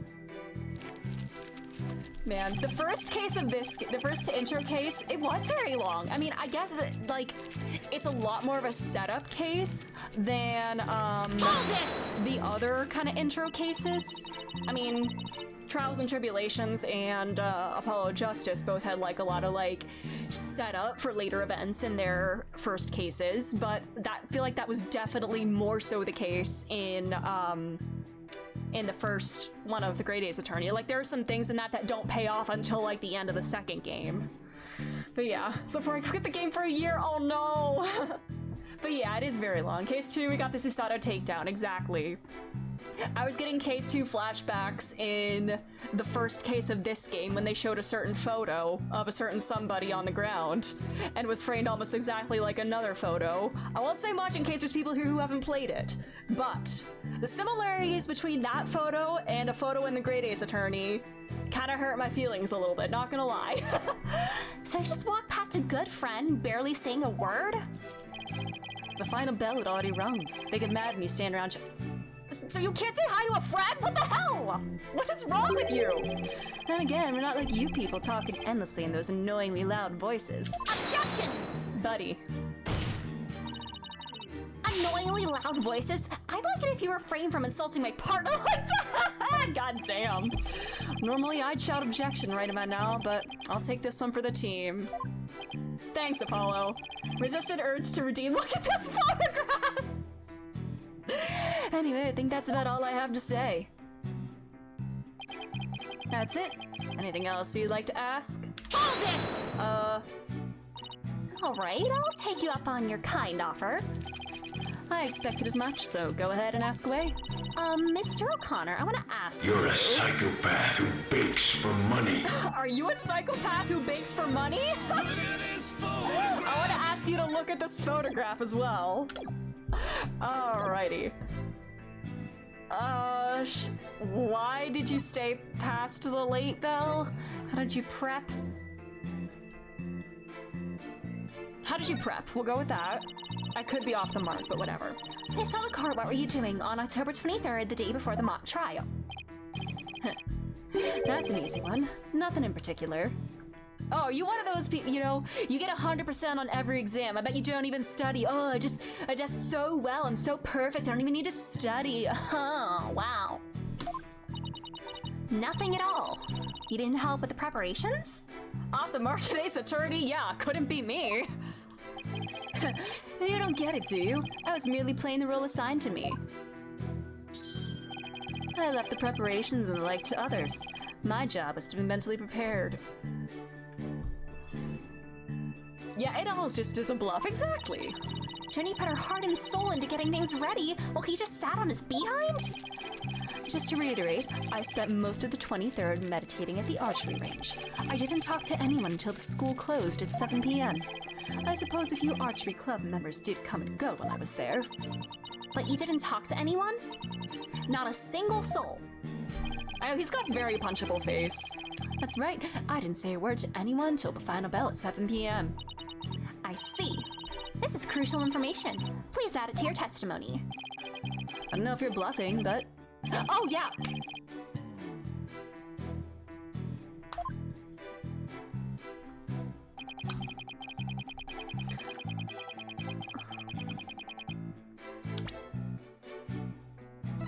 Wait. Objection! Yeah, I'm not even gonna bother pressing you more, buddy. I'm gonna get your smug face off my screen. So, you didn't talk to anybody on October 23rd? Are you sure about that? Another one for the perjury books, baby. I already told you, my word is as good as gold. Bullshit. Okay, then how do you explain this? And don't spare any details. Sorry, never seen that before. This is the victim's planner.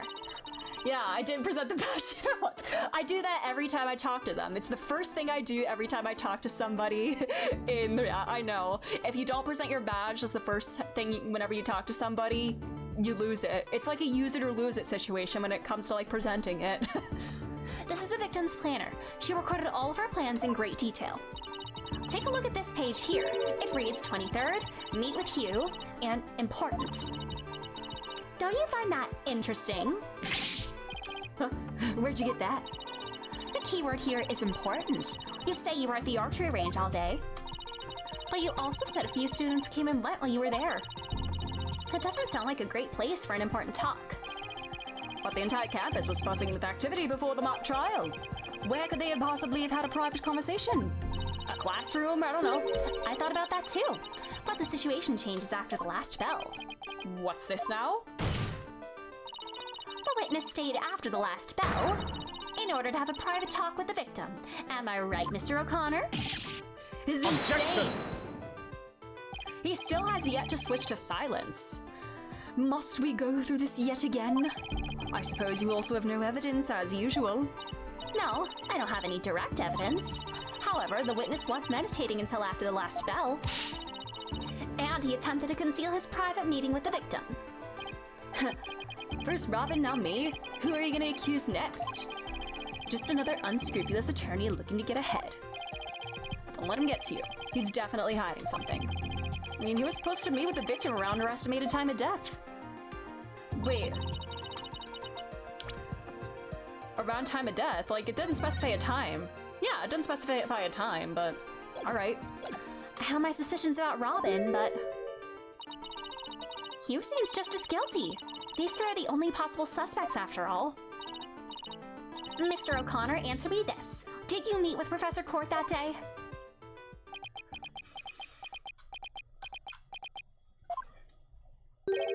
Sorry, Mr. Jailbird Prosecutor. I don't mean to steal your thunder, but I've got something to say. If it will save me some trouble, then by all means speak away. If you recall, Miss Sykes, the voice on the tape recorder was female. Knowing that, I'd like you to explain how I could possibly be a suspect. Maybe your Agana could refer to something else. You know, maybe, I don't know. Somebody was working on art and was like, I'm gonna poke a hole in this fabric. This fabric is a goner. I'm gonna, I don't know. Impressive. Golden Boy here does shine gold indeed. Care to take the reins? You're more than capable of prosecuting this case. Sorry, but I'm studying to be a lawyer. What a pity. To think such genius is to be wasted on mere lawyering. At last, your moment is here, Sykes Stono. Time to refute a Golden Boy statement and prove that the young prodigy worthy of the badge that you're the young prodigy worthy of the badge on your lapel. Can you lay any more pressure on? The voice is unmistakably female, so there's no point in arguing about that. Yeah, you're right. In which case? What if it was, Miss Court saying that to Hugh? Like, Hugh, routine need to talk about the Hugh. Talk about something with Hugh. Hugh fucked up something or whatever, and she was like, you're a goner, you're gonna be expelled or whatever, and then he did the stabby stab. To whom does the voice on the tape really belong? I think it's the victim. I'm gonna go with the victim. The voice on the tape belongs to the victim. That's the only thing that makes sense. Objection!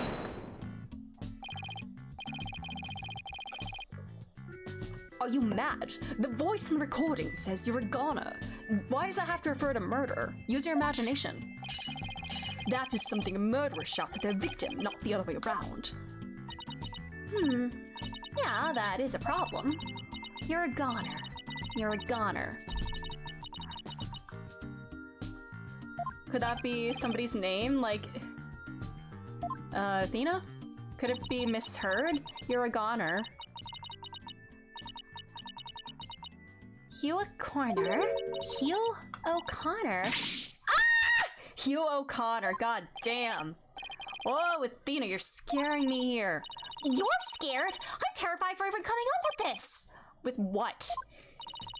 Prosecutor Blackquill, you want to know if I am worthy of my badge? Well, I'm about to show you why. Despite my age, I can wear it with pride. Oh, then I can take it you won't be changing your argument. Still, it stands that it's a bit odd for the victim to be the one yelling, you're a goner. I agree, if that's what the victim was saying. But it's not.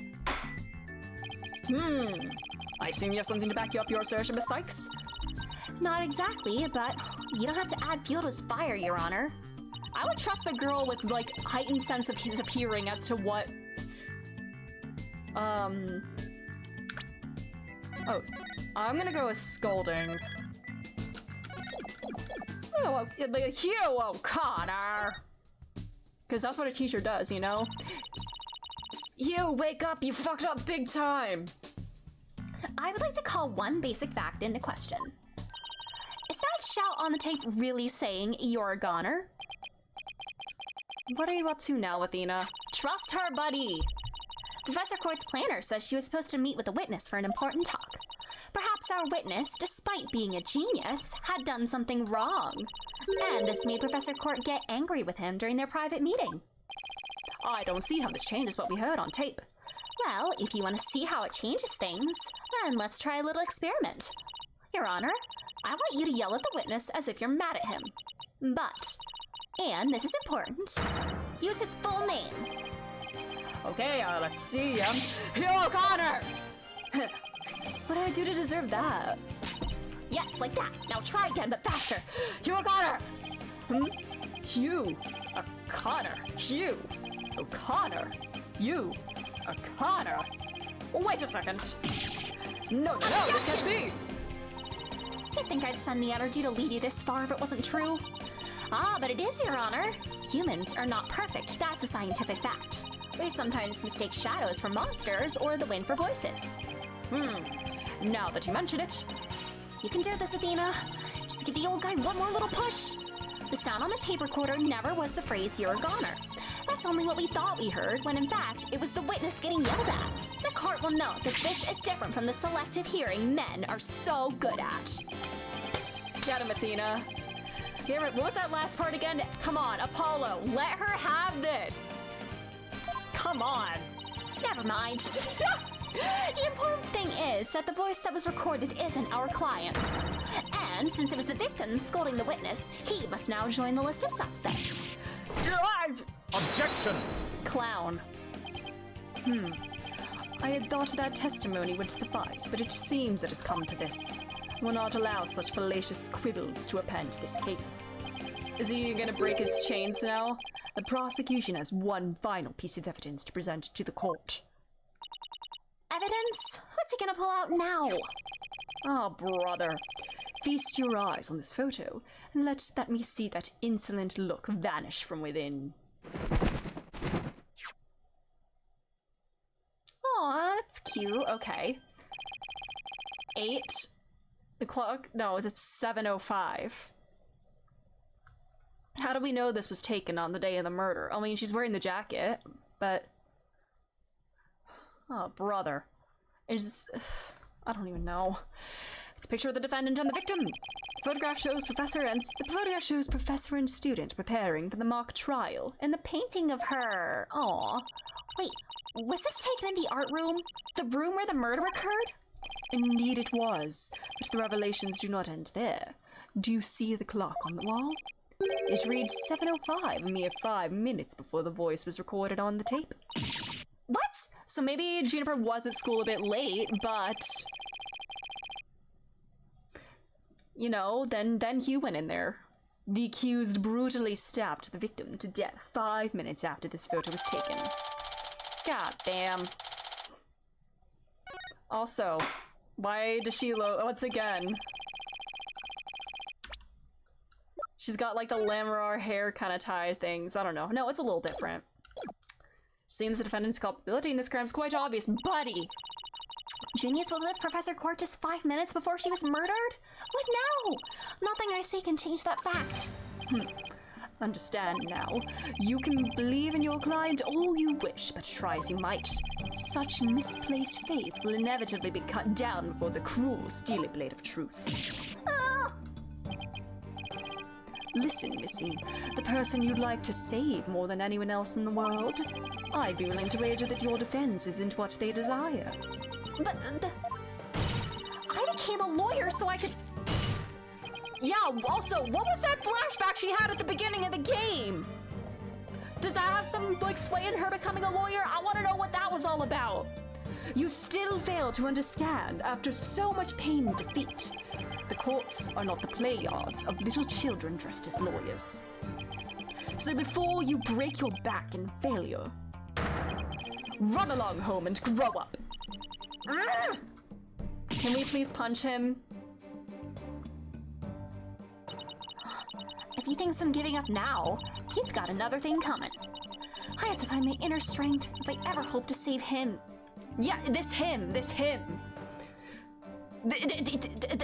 past. What is all this about? But I can't think of any way to strike back. The worst of times are when lawyers have to force their biggest smiles. That's impossible. How could I smile under these circumstances even if I forced it? This is badder than bad. Who knew Blackwell had that one waiting in the wings? Why didn't that twisted samurai just present it at the beginning?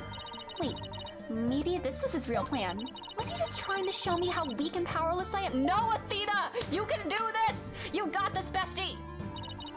Maybe he's right because I really haven't got a clue. Who's the real killer? Who murdered Professor Constance Court?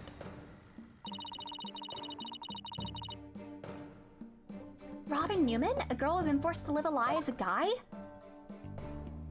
Or is it Hugh O'Connor, the honor student who met with Professor Court? I'm still not ruling out the possibility that it's Mr. Dr. Ratio Head. What's his name? Yeah, this guy. I'm not ruling out that it's him. I don't know. There seems very little reason to debate the defendant's guilt any longer, because I feel like he wanted her gone for going against his end justifies the means kind of philosophy. So, time for a verdict has come. Oh.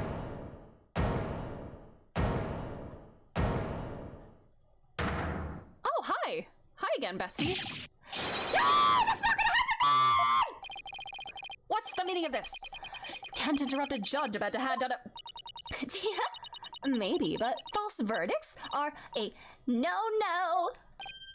What? My question is, why does Apollo dress like Akihiko? Stop. I can't unsee it now. Because he's been waiting for this. Whatever this is, he's been waiting for it. Miss Newman, please explain yourself. Juniper's not the killer. I know, because I know who the real killer is. Girly Pop, please. You do?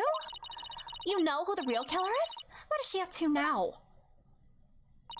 Yep, I know, because the real killer is... Me! She's protecting somebody, isn't she? Or is she, like, being forced to do this? I don't buy this. I don't buy this. Yeah, maybe P6 came out already. True. Yeah, this is 2027. We could have P6 at this time. Just maybe. What? Who's me? I didn't alone! Just me! You're protecting Juniper, aren't you? Would you rather, like, go to jail for murder than... her? Aw. I don't get it. Why is she confessing? Miss Newman was witness near the stage. There's even a related photo of her. The more I think about it, the more suspicious she seems. Run! Hot pants! The blood! Hot pants!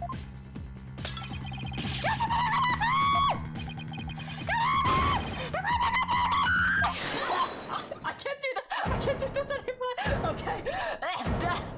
God damn it.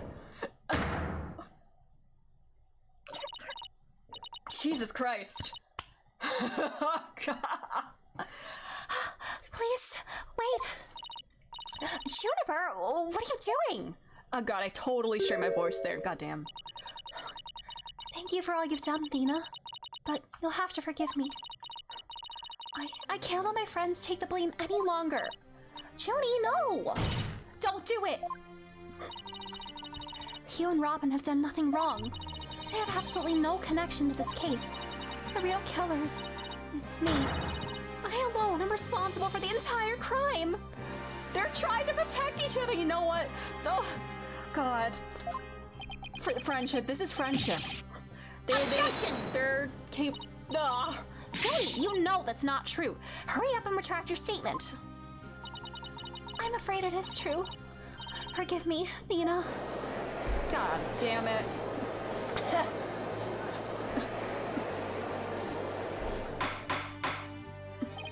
Order!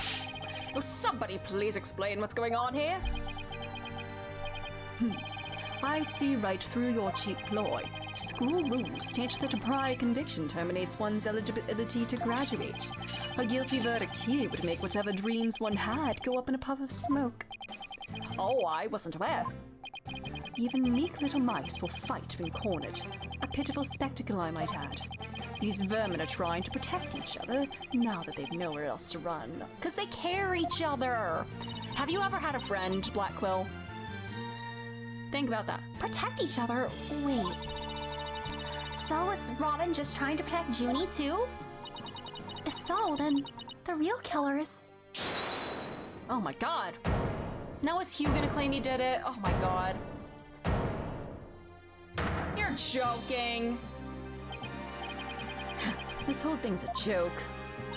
Uh-oh. Now it's Hugh's turn, although I don't see him actually take... You know, he's too self-centered to take the blame for this. I know it just crossed your mind, Miss Sykes. Ah! You think I'm the killer, don't you? I mean, you have a bow, so... Oh, he really is a genius. He even knows what you're thinking. You have a bow. Yeah. I think it's about time I told you the truth. I'm leaving it right to the point. It was me. I did it. Oh my god! Wait. Oh, brother. Now what? Oh, both potential suspects are claiming to be the real killer. Oh, I am so confused right now. If you still have doubts, how about I detail my murder plot?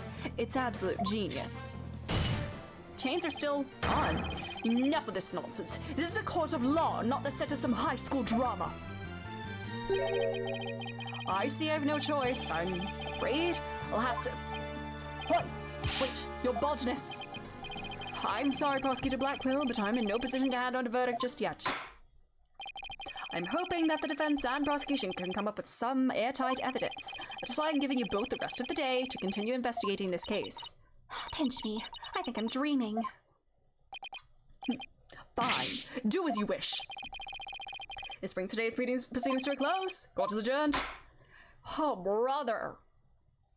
The friendship lasts. The friendship is strong. They are willing to go to jail and give up on their dreams for each other. They care each other very much. Alrighty. That's where we'll call it for tonight. My vocal cords need a break after that screaming. Jesus. Anyways. That will be all for tonight. I had fun doing voices tonight. Now I need to rest. But thank y'all for being here. Next stream will be tomorrow at 5:30 p.m. Eastern Standard Time, same as today. If you're not on my Discord, you can join for like schedule updates and everything to get pinged and stuff whenever we get schedule updates or when we go live and everything. And yeah, we'll pick up with this case tomorrow. And if we could finish it tomorrow. I don't know how long the investigation and trial parts are, but we could finish this case tomorrow. So yeah, but thanks again, everybody, for being here. Have a great rest of your day.